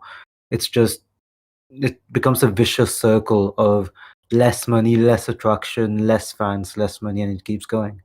I think with Miami, they had the mentality, oh, well, this year the water isn't painted on, so let's double the ticket prices. I mean, you're joking, but that might genuinely be it. Yeah. Real marina, so now we can charge more and pretend that we're Monaco with 100% more hurricanes. Yeah. They should really just shut that circuit down. It's awful. So yeah, Vegas is doing everything that Miami does, and it's probably going to do it better. So they don't need both of them. Okay. Do they use Miami for any other category, or is it just F1? No. It spends the rest of the year as a parking lot. So Yeah, they can't really use it regularly. I feel like we should, if we're going to have 3 races in the US, we should have 2 serious ones and 1 joke one, not 2 joke ones and 1 serious one. I think it So should be Indianapolis and Sonoma, and then maybe Road America and Watkins Glen. That's it. I mean, I don't understand what all this other stuff is about. Like, really? Yeah, because Paso Ward, he drove the MP423 at Sonoma yesterday. So I guess Sonoma's a great track. Great track. Am I right in saying this? That of all the street circuits that have been in Formula One for America, Phoenix was the only one that did not come into contact with a parking lot either before or after. I think so, because it was right in the center of the city. Because Detroit was on the waterfront, and it went through a couple of parking lots. Dallas was mostly parking lots. Riverside wasn't. Oh, that's not a street circuit. Riverside was a permanent racetrack. Yeah. That wasn't a street circuit, of course. Long Beach, last sector had a lot of parking lot in it. Yes, it still does. Yeah. And what am I missing out on? Sebring is built on an airfield, so that's so that doesn't count. Oh, this is going Glen's original, Indy's original, and this Vegas one. No, the 2 Vegas ones. So Caesar's Palace was all parking lot, and this one does Vegas a little bit. Well, I mean, it pretty much does, because that first sector, the pit straight and what comes after it, that goes through a former parking lot. So, yeah. I think just over the road from it, there's like a strip club or something with a massive billboard above it as well. So, I think that's intentional for location. God save us all. Lots to look forward to.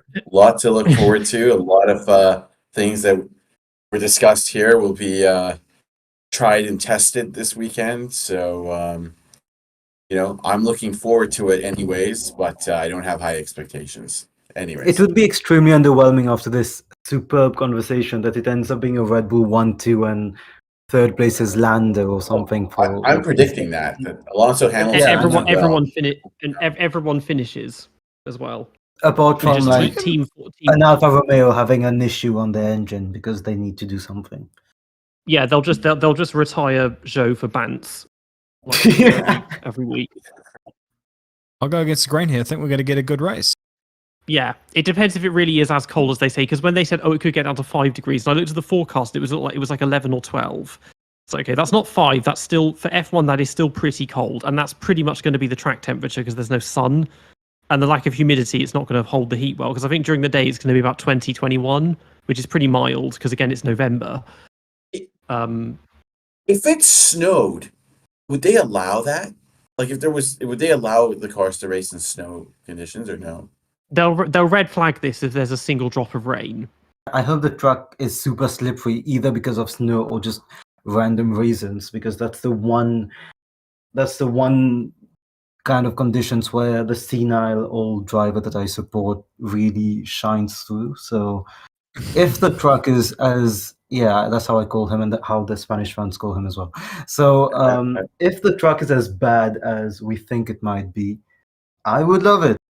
Anyways. Yeah, I mean, like, you got to remember here, but a lot of that track is newly paved tarmac. There are no support categories this weekend, so the only things out there laying rubber down are the F1 cars and Burn My Lander when Sargent throws it into the wall again. And, so we have that, but rain may come on Thursday or Friday and wash all the rubber away. So what you end up with come race day, potentially, is a track that's greener than goose shit, which people will have not a lot of knowledge on. And, as a track, the very characteristics of it is completely different from almost everything we've ever had. The closest thing I could think of was Sakhir 2020. And sort of that big, open, almost oval kind of layout. So Checo is going to win and get a 2-year contract from it. Yes, exactly. That's Maybe. disgusting. That's disgusting. I don't. Who's gonna play Wrong. the part of George Russell? We're gonna have Liam Lawson in the Red Bull, or God forbid, even for Drogovic. God's sake, don't do that to me. Not my massive bias and patriotism. No. Oh, right. He's from Yeah. New Zealand. I forgot about that. That's It's gonna right. be, Yeah. it's gonna have elements of that. But I was also thinking Turkey 2020 because they'd like glazed the circuit or something, so it was like an ice rink, and even So when it was Lance Stroll dry, is going to get pole position, and Checo is going to win and get a 2-year contract. What's That's two the DRS thinking so is conclusion from this really podcast. necessary? this is what I said before, because you said Lance Stroll might win. It's like, well, to be fair, if it's really slippery, that's the only time he seems to drive well, so maybe he could. On this fabulous note of Sir Lancelot predicted to win the Las Vegas 2023 Grand Prix, which I'm sure Josh loved. I think we're done with this Yeah. preview. Yeah, we are. Yeah, I think we've discussed just about everything we can discuss for the. Yeah, thank you, Josh, for staying up late for this one for us. It's only 3:30 a.m. Rookie numbers, mate. Yeah. And yeah, thank you to Ciaron and Nav once again for another quite energetic episode. Well, thank you, and Josh. It was thank you for coming on and staying up so late. I'm sure you're on your 10th espresso by now, so appreciate that, mate. Just about. Yep, and thanks to Peter and Nav as well. Yeah, thank you for coming, Josh. Looking forward to having you around again soon. Yeah, for sure, man. It's been good. You've been listening to the DRS Train podcast. We're on YouTube and Spotify, and you can also find us on X and Instagram at DRS Train Podcast. Join us next week, where we shall review the Las Vegas Grand Prix. Stay safe, and we'll see you all next time.